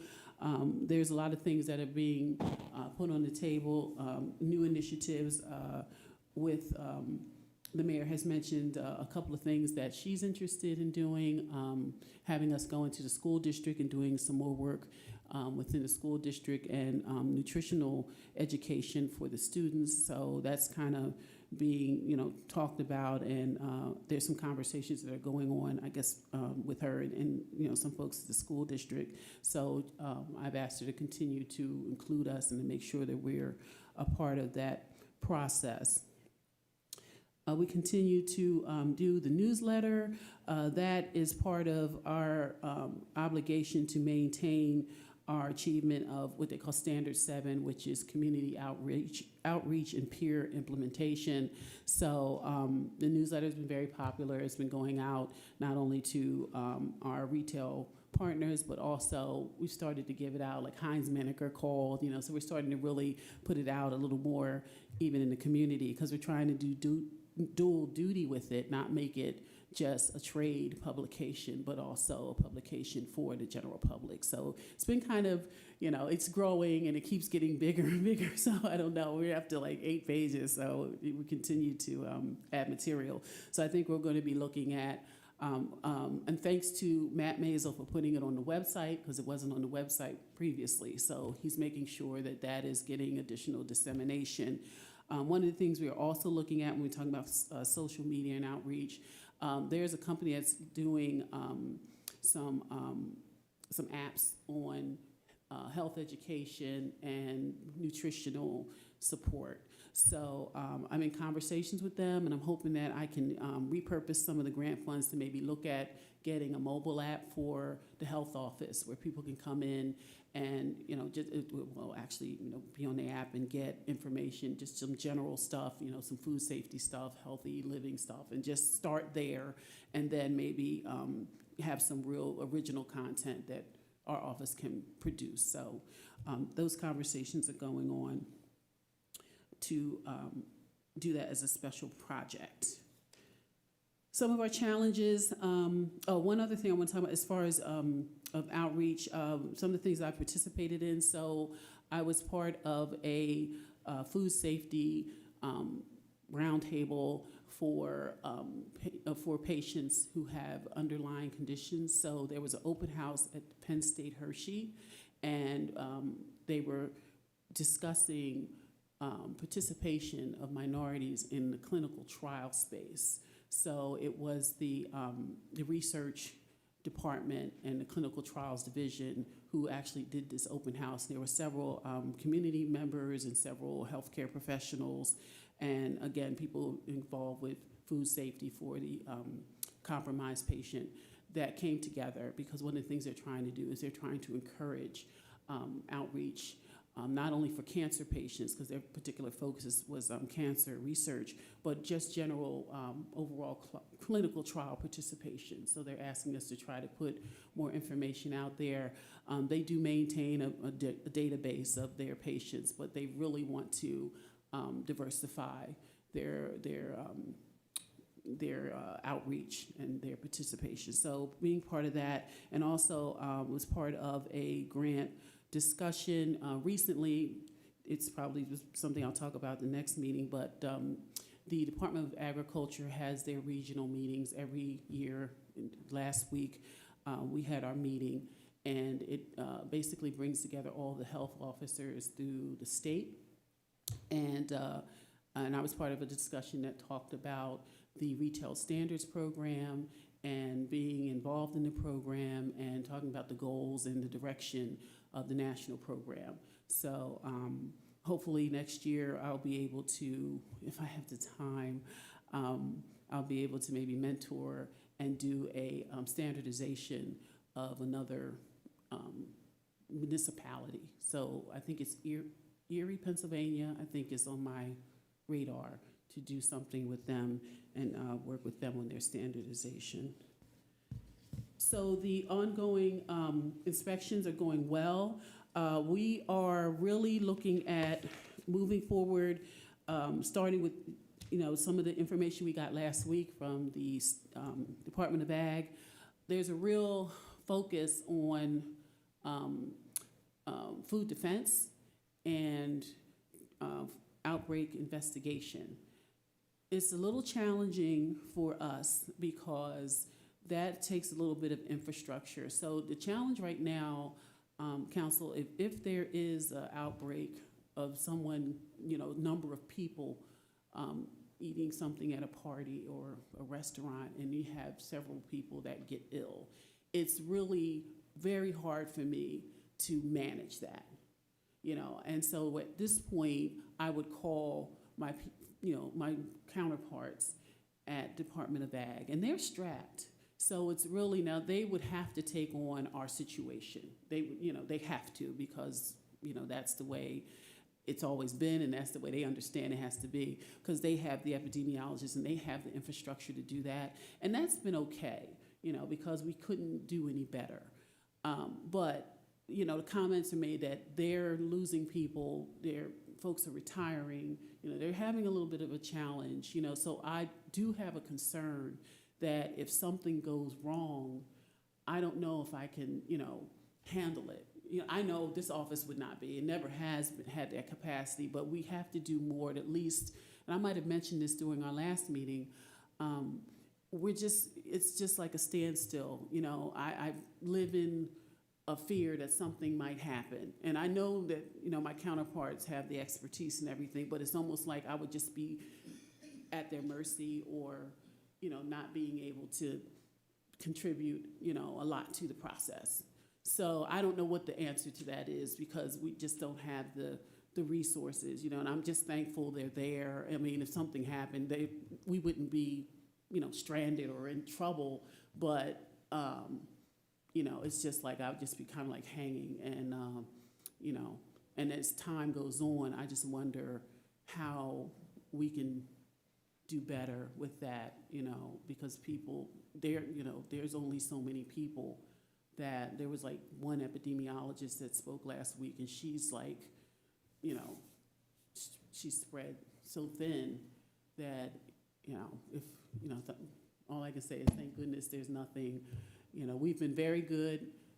We haven't had any real issues, and a few outbreaks or people that have reported being ill over the last few years, it's been very minor. It's been something that I've been able to just kind of manage, to walk through, to follow up at the restaurant, to take some samples, to send them out. It's been okay, but that's a future thing we'll probably be talking about at, future quarterly meetings, just so. So that's the only thing that's not great. And just for food for thought, so, I'm always looking for different ways to enhance what's happening in the office. Nobody ever asked me if I have enough people, Councilwoman Rowe, but, okay, I'm just kidding. But, yeah, so that's the real thing. There's no reason to feel like we're in any dire situation or anything like that. But I think as a municipality, we need to just be aware. We have support. We have great people, that work for the state. But, our demographics are such that we need to be thinking about it. Absolutely. Well, thank you for that. And I'll open up the floor to questions, starting on my far right, Councilwoman Rowe. Yes, thank you, because I have a question. Yes, ma'am. I think especially with the health department, it always is, are you up to your complement, or what is a normal complement for our size city? I don't know if you ever researched that, though, to see what cities our size, if they even have a health department, and what their complement is within that department. Well, generally, it's not, cities our size don't generally have a full-fledged health department. I think, there is a limited number. I think Delaware County, usually it's a county-wide thing because it is very expensive to have a health department. So that's not where I think we are at this point. And we have a pretty strong, we are in the capital. So, the thing that helps me a lot is that Department of Ag is right here. So I'm a lot more fortunate than some other people. Yeah. However, there is a formula actually that's been created by the National Association that talks about head count per businesses. So approximately 450 is what we would have as far as retail food establishments here in this area. And that's not counting like the transient and the special events and all. But let's say we have 450. Generally, per FTE, which is full-time employee, the formula states there should be, each FTE should have no more than 220 people. So, we're kind of there. I mean, the challenge with that is once you get into a situation where you have revisits, right, or if you have, special processes, or you have, new entities and part-time people, it's hard. Mr. Russo is retired Department of Ag person, and he's retired, so I can't come and ask him to take more hours, right, and rightfully so, and he's being paid through our grant, so that's a limited situation as well for both of them, because they're not being paid by the city, they're being paid by a grant. Right. So how long will that last? And then it's hard for me to impose additional duties on them when they've already contracted to do a certain amount. So we are behind the national standard. Okay. We're not meeting it, and it's hard to find qualified people. That was another conversation that went on at the meeting, the regional meeting last week. It's difficult, to find. It's one of those things that we have job descriptions. A lot of, they're trying to steer more young people into food safety, retail food safety, and all. And myself, like a lot of other municipalities, are having a hard time. We're hiring contractors. Like I mentioned, the gentleman from West Virginia, he's a contractor. So people are retiring and coming back and kind of running things, from after retirement in their own businesses. But again, they're not full-time employees. This is their own business. So the demands on their time is basically theirs. They make the decision as to how many hours they're going to work or whatever. So it's an interesting situation, and I don't want to be here today just belly aching about it. But it's the reality of the thing of what's happening, and we're doing what we need to do, And I'm thankful to have some support in those areas, and we just keep on going. But I'm just putting out there food for thought and things that we need to think about moving forward down the road. Thank you. And just 2 follow-up questions. If you are able to get approved to hire more individuals within your department, I think you did say before they could be trained. They don't have to come with a certain amount of experience, but they the Department of Agriculture. I'm not sure who you said would train them, but I think you did say they would be trained by departments. Is that still correct? Yes, it is, and that was another conversation. Okay. There are modules now. You know, the FDA actually has a curriculum that they want people to follow now. You know, the rules have kind of changed because at one point they were really strict on, you know, who could go out and actually do inspections, but because of COVID and some other things, they've gotten a little more flexible, and so they're trying to get back to that speed. So a lot of training now is virtual, you know, and yeah, I mean, it's really like Mr. Nelson's, he's doing OJT, he's on the job training, you know, I mean, he started off as my he is the gentleman responsible for the newsletter. I mean, that is he's a social media person. He has some background, and he's gone on enough ride-alongs and spent enough time, you know, with us in the field to, you know, kind of pick up, and he has a desire to kind of pick up, but he's a new father. So now that's a whole nother thing, you know.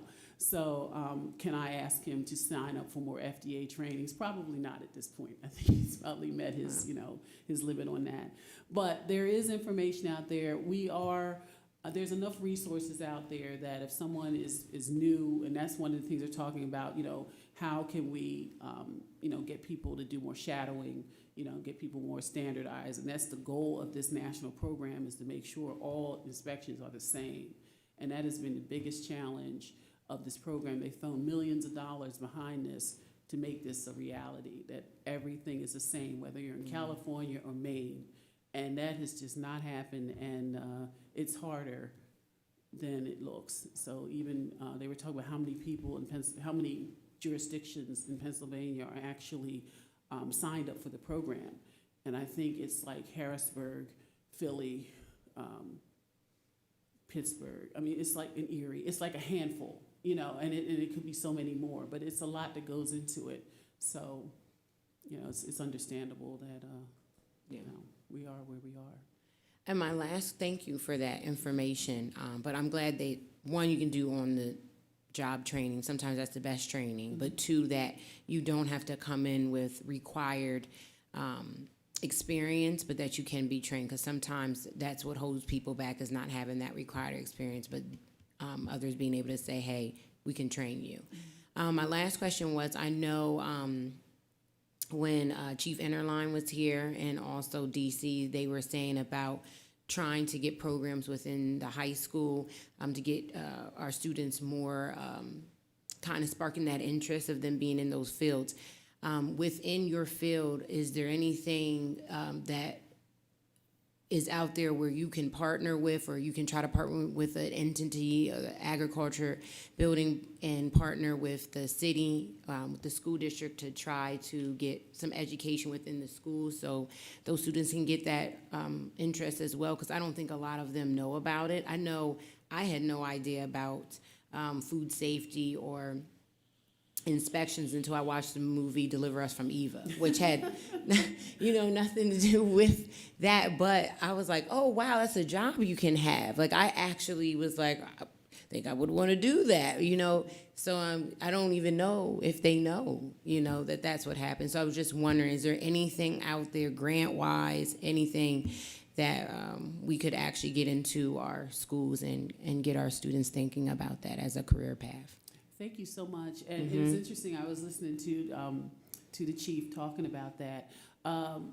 There should be. I think that right now, to be honest, if there's people out there, if I'm competing with Department of Ag for talent, I probably wouldn't, you know, get that. Yeah. But I like the idea of doing something in the school.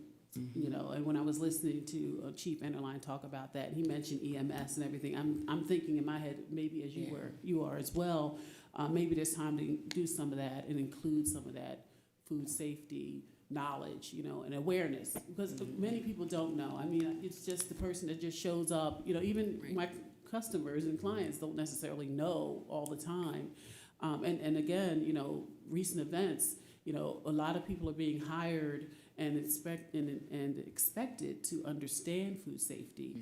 And they can't even hire people. You know, the restaurant industry is struggling. So as soon as someone is certified and takes, whatever class, Serve Safe or whatever that is, those people are in high demand. So they'll go to Restaurant A, and Restaurant B will hear about them, and Restaurant B will come snatch them from Restaurant A. So it's a lot of that. It's a little bit of that poaching is going on, and just getting people to be aware.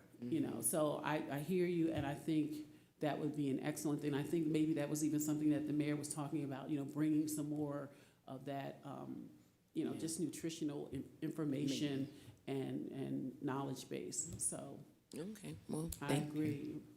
Well, I look forward to the future. I think you're on the same track as a lot of us are, so, and what we're thinking, so. Thank you so much. That's all for me. Thank you. Councilman Lawson. Thank you, Chair Rodriguez. No real questions, just sounds like we have to get you on that campus there with the Chief Interline. Yeah, sounds like it's good stuff. Madam Vice President. Thank you. I don't have any questions for you. Thank you. Madam President. Thank you. I guess I have a comment and a question. First, about the app that you mentioned. So this would solely be for the health office? The app has a lot of applications. It's the company that actually is running it. It is a health information app, but it can be tweaked. The content itself, I think, can be tweaked to represent anything. I think that is their particular specialty. Given the time restraints and all that, I was thinking that for our office, if we start off, it would be a lot of the stuff that's like on the newsletter, kind of like take those same kinds of topics and so forth, use some of their, canned material, because if you're talking about heart disease, you're talking about heart disease, So I think initially I was thinking, well, let's just make it like kind of generic and incorporate food safety in it, because I'm thinking they may not have a whole food safety curriculum, I guess, or library, I guess is what I want to say. So I was thinking to kind of throw our stuff in with what they might already have, because it would get it going and start it, and then as time goes on, make it more specialized to food safety, or either have maybe other links and and do stuff like that. So that's John. I would probably get him on it and figure out what would be best. But that's what I was thinking that the easiest way to get it going without trying to recreate a lot of content and stuff. So. Well, I think an app is very forward-thinking and innovative. I just think that an app solely concentrated on the health office doesn't seem as productive. I would like to see a citywide app where the health office information could be accessible for everyone, because I think it could be competing interests should the city move forward with an app down the road, prayerfully with the new technology. You have your app, the city has its app. It could just get confusing. So I'm a fan of just consolidating and having access to information all in one space. So that was my comment for that. I see that you conducted 51 inspections over the third quarter. I was just curious to know a little bit about the division of the workload between, I guess, Mr. Russo and you in conducting the inspections, and what were those inspections? What was the breakdown? I guess I could get a list. Generally, the way we've kind of divided the work is, again, anything that's really basic, I guess, would be John, so that would be like stores that don't have any activity other than selling sodas and chips and, very limited activity. Because actually the state has a system 1 through 4, so a level 1 inspection is just basically, they could be selling packaged goods only, let's say it that way. So then you go with a level 2, which is level 2 and 3. Level 2 would be like an ice cream truck, or someone who still needs to have food safety training and have some bare hand contact or whatever. So that would be like your ice cream stuff, your little trucks, you know, maybe a hot dog cart, depending. Once you get into 3, then you're getting into step processing. So you might have reheating and cooling, and you have, you know, multi-level. So there's actual cooking going on when you get to level 3, and then level 4 is like a full-fledged restaurant, which would include special processes. So that would be cooking, reheating, serving, you know, storage, chilling, you know, cooling, and a whole cycle there.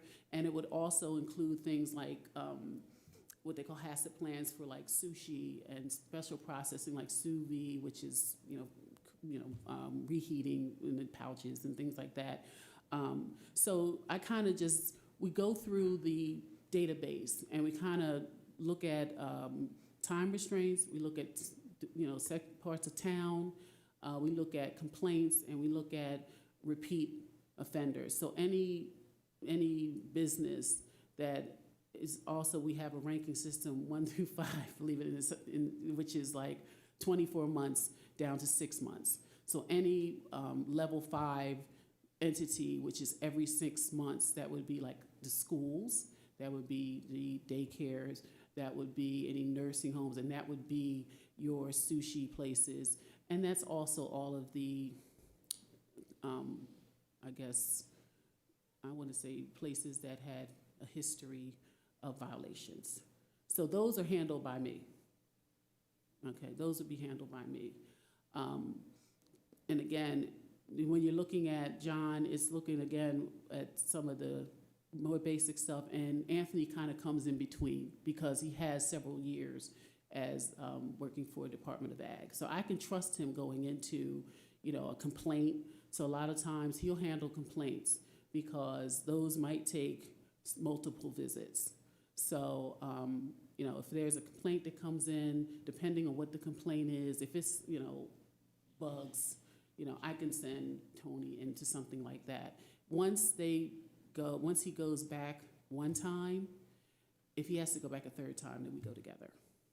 So it's kind of stratified, I guess, for lack of a better way of putting it, so we just look at it and say, okay, where are you going to be? What zip codes are assigned? So certain zip codes are assigned to each person, and then we stratify within those zip codes who's going where. So it's not like a set number. We just say, okay, you're going to be in 17102. These are the people you want to see. These are the people that I need, that I know of, that I need to take care of because of whatever those circumstances are. Thank you. And one final question. You mentioned daycares. So there's a 6-month window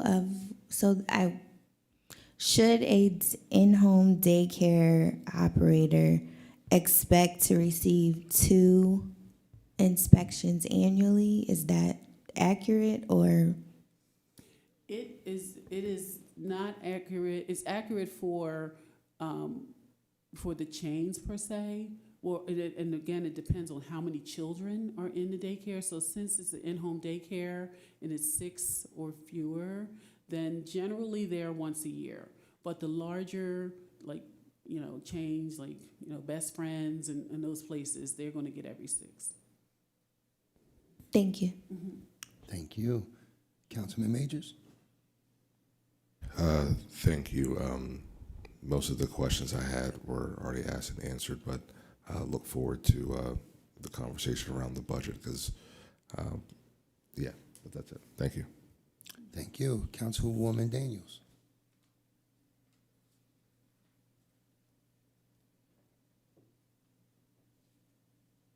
Councilwoman Daniels?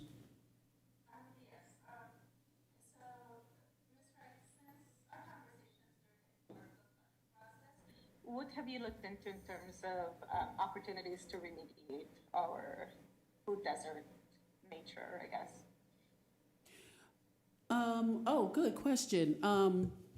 In regards to food deserts, again, there's more conversation going on. The latest thing that's happened is that we're looking to partner with a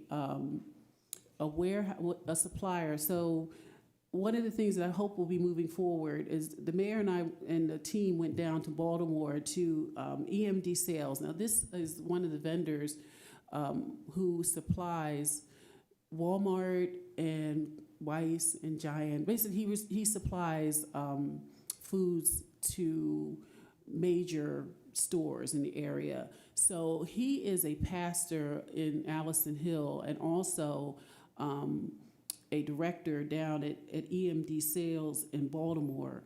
Now, EMD Sales, and we can pass it around, they are one of the largest international foods warehouses and suppliers. They have I think it's 100,000 square feet at their warehouse that we went to back on November 7th.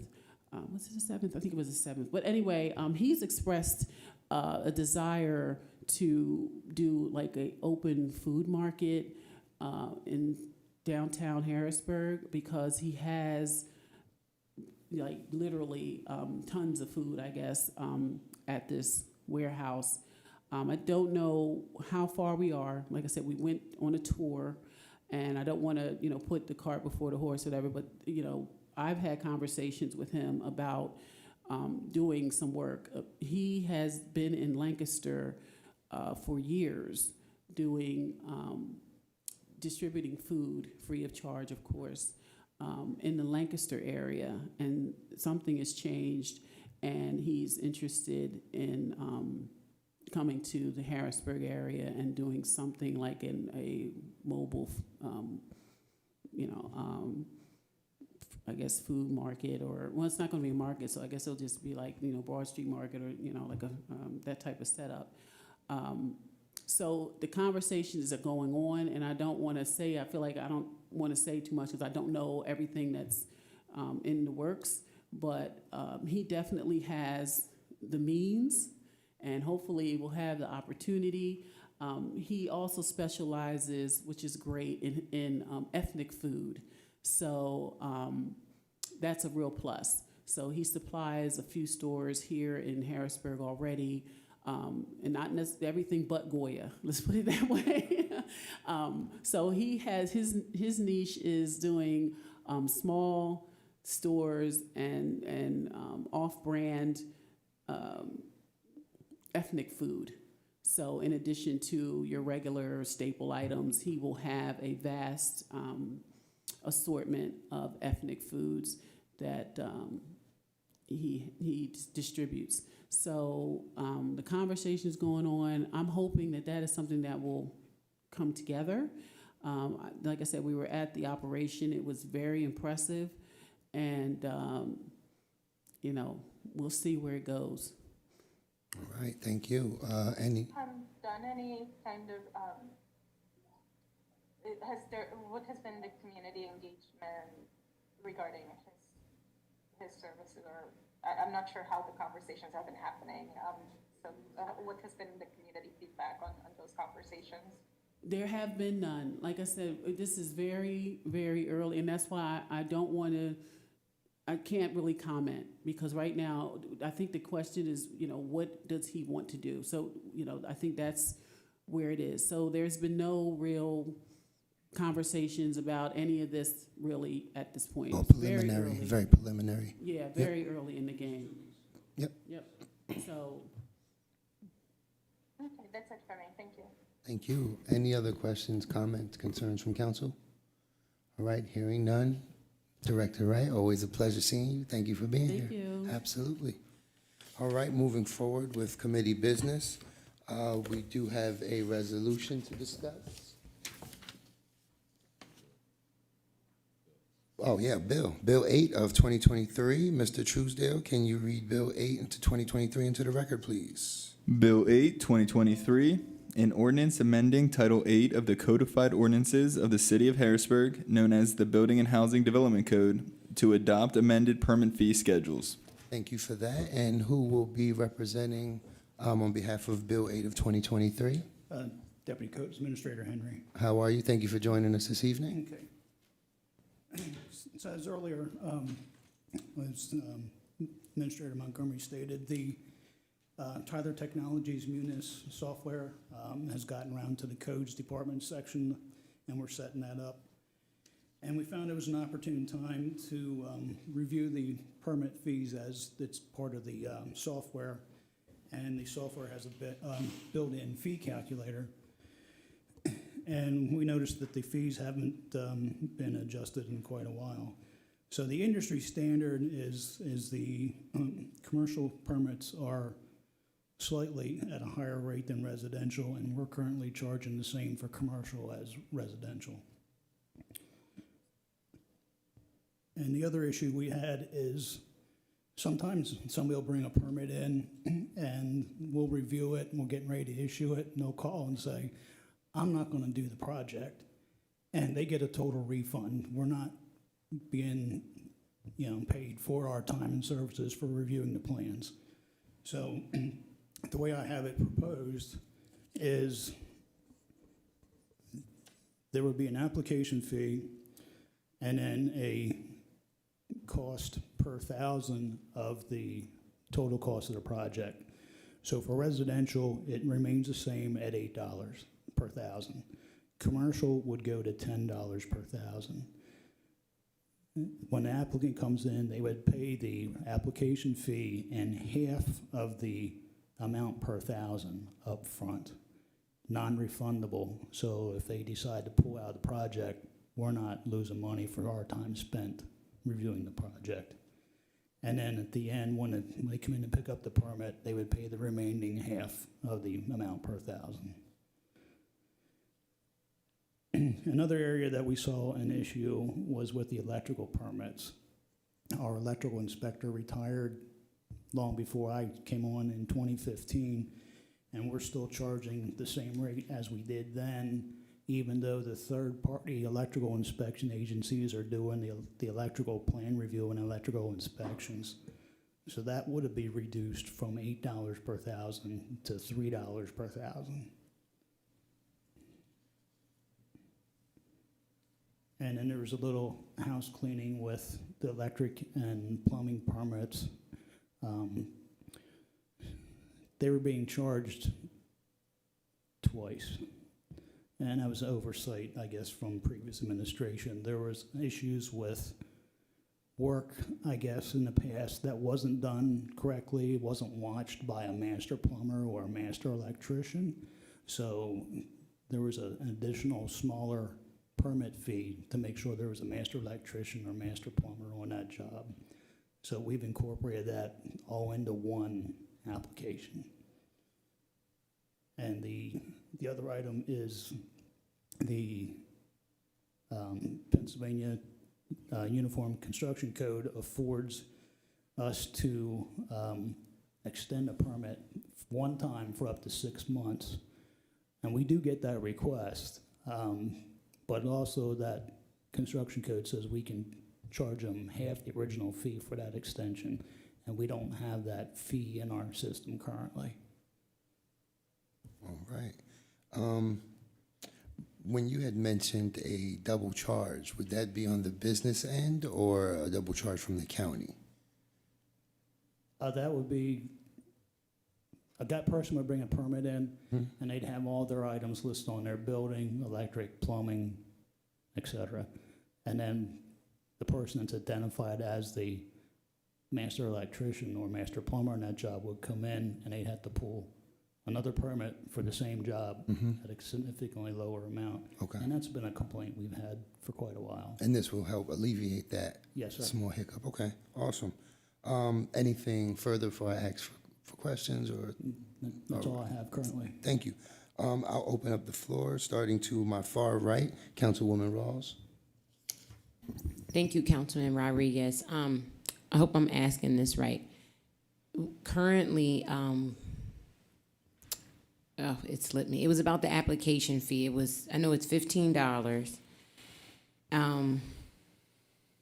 you want me to go over it again? Yeah, I know you said, Okay. yeah. Okay, so there'd be an application fee.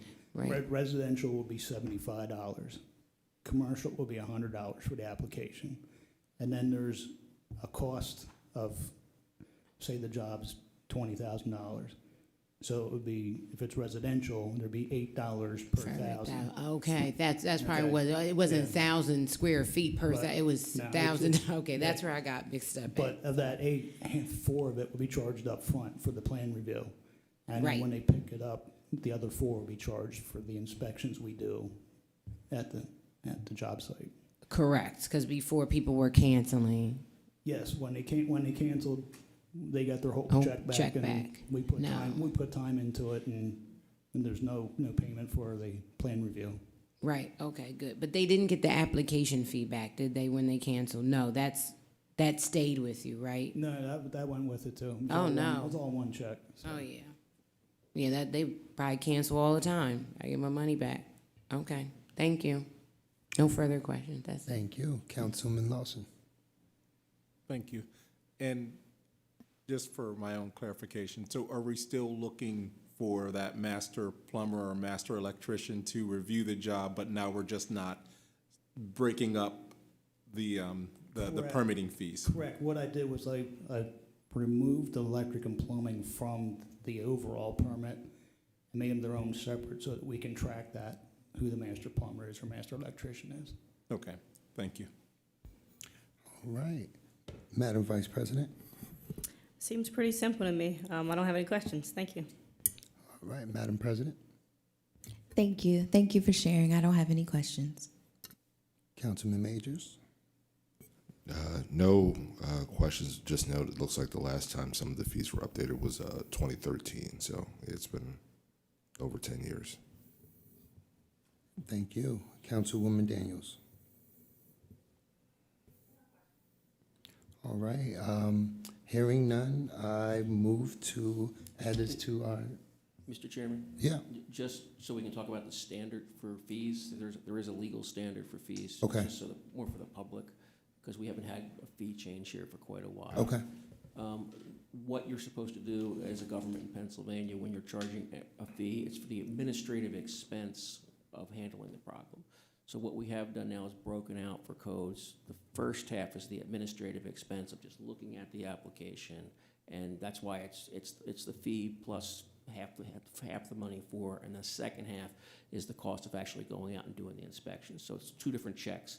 Right now, the system's been 1 check comes in, and whether they pull it or the plan is rejected because it's not compliant, either way, money was going back to people, and the city's administrative expense was being lost on that. So as long as the fees is a good faith reflection of the administrative cost, it's a proper fee in Pennsylvania for our local government to put in place. And that's the standard you're voting on. All right. And is there any particular language? That's just the legal standard Gotcha. overall for fees for local governments when they're imposing fees as opposed to taxes. Okay. All right. Anything additional from council? Just one additional thing in terms of how some of the drafting language, when we're looking at the fee schedule language, Neil, I'm just looking at the one on page 6. This is under the plumbing code, so it's chapter 8, 106.62, the fee schedule, in paragraph 3.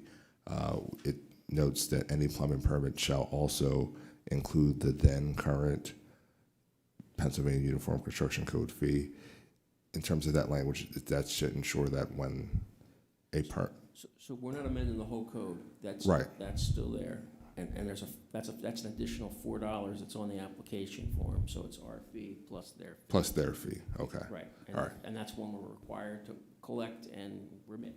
Right. Yeah, correct. That $4.50 goes to the Commonwealth to provide training for codes officers. Okay.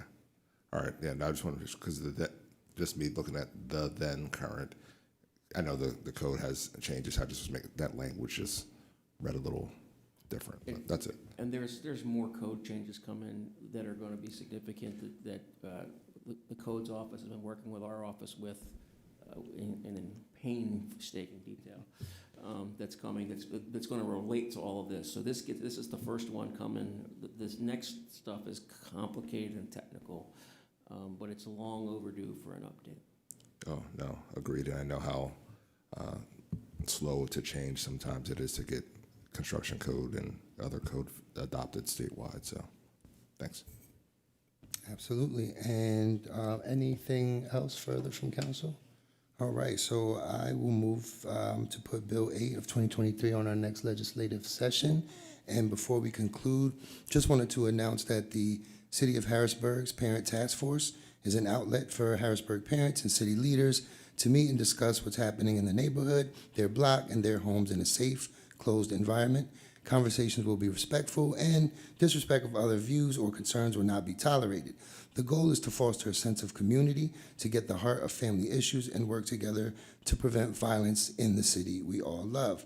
The first meeting for the public safety in collaboration with the Harrisburg School District, the city administration, and the county will be on November 29th from 5:30 to 7:30 in the city council chambers. Successive meetings will take place every second Wednesday of the month beginning January 10th. And if you wanted to attend, you can go on the Harrisburg PA.gov website and do so if you're a concerned citizen or parent wanting to attend. And that would conclude the business for the Public Safety Committee. Madam President, I turn it back over to you. Thank you very much. We will now open the floor for public comment. Just a few housekeeping notes. Please state your name and your address for the meeting record. If you don't feel comfortable sharing your address, please share the vicinity in which you live within the city. You'll have 2 minutes to share your comments. Mr. Truesdale will serve as our timekeeper. I'll begin to my right. Is there anyone that would like to offer public comment? Seeing and hearing no one, anyone in the middle section? Seeing and hearing no one, anyone to my left?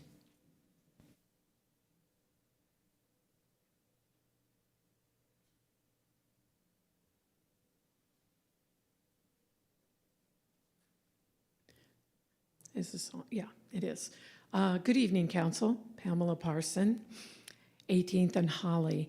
I'd like to begin my comments with just piggybacking on what Councilman Major said about having reports available and having them in a place that is intuitive to find them. And I would also like to have these reports, either a few copies available here for when the public comes in, or for people who don't mind using their phones, links in the agenda so that we can follow along with what you are talking about and what our presenters are talking about. The next thing that I'd like to do, since we have the police report tonight, quarterly report, is I'd like to refer to General Order 30. And if you want to pause my time, I'll give you a chance to look it up. It's General Order 30. There is a folder under Public Safety, Police Department, where you can find the general orders. And it's entitled Crash Investigation. And I'm going to be specifically referring to item 10, Police Crash Review Panel. There was nothing in tonight's report about the crash at 19th and Holly, which killed Marianne Holmes. And of course, that happened on the 2nd or 3rd of October, so that misses the time period. But I would expect that there would be reporting in the quarterly report in the next quarter about this. And it says that within 60 days of a crash, a review panel must be created and must meet. So we're coming up on that deadline. It also says how the hearing is conducted, if you follow down through there. And it also talks about my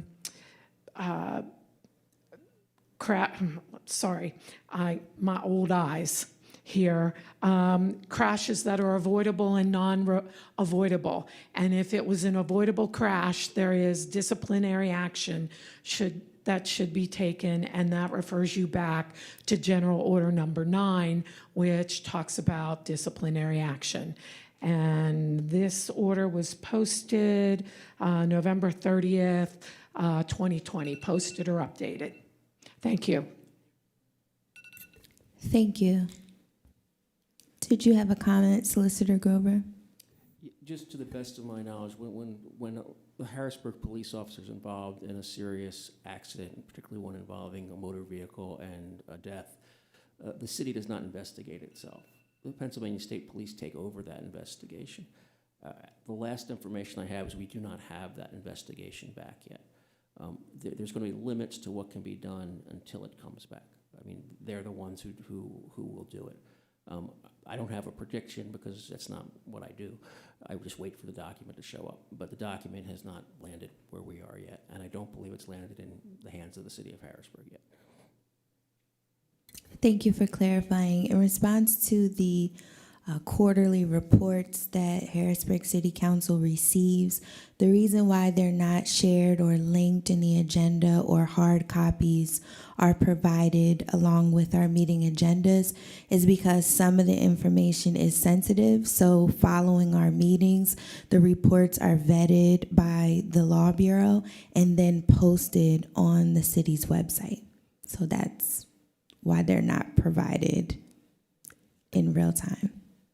Sometimes there's like health information for individual employees that have to be pulled, things like that. We're redacted. It's just interesting that it's the only meetings I attend where they're not attached. They are the school district, county.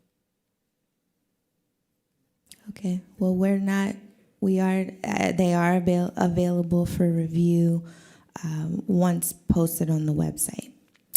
The time is 8:30 p.m. I will entertain a motion to adjourn. So moved. Is there a second? Second. Thank you. We stand adjourned. I hope everyone has a safe and happy Thanksgiving.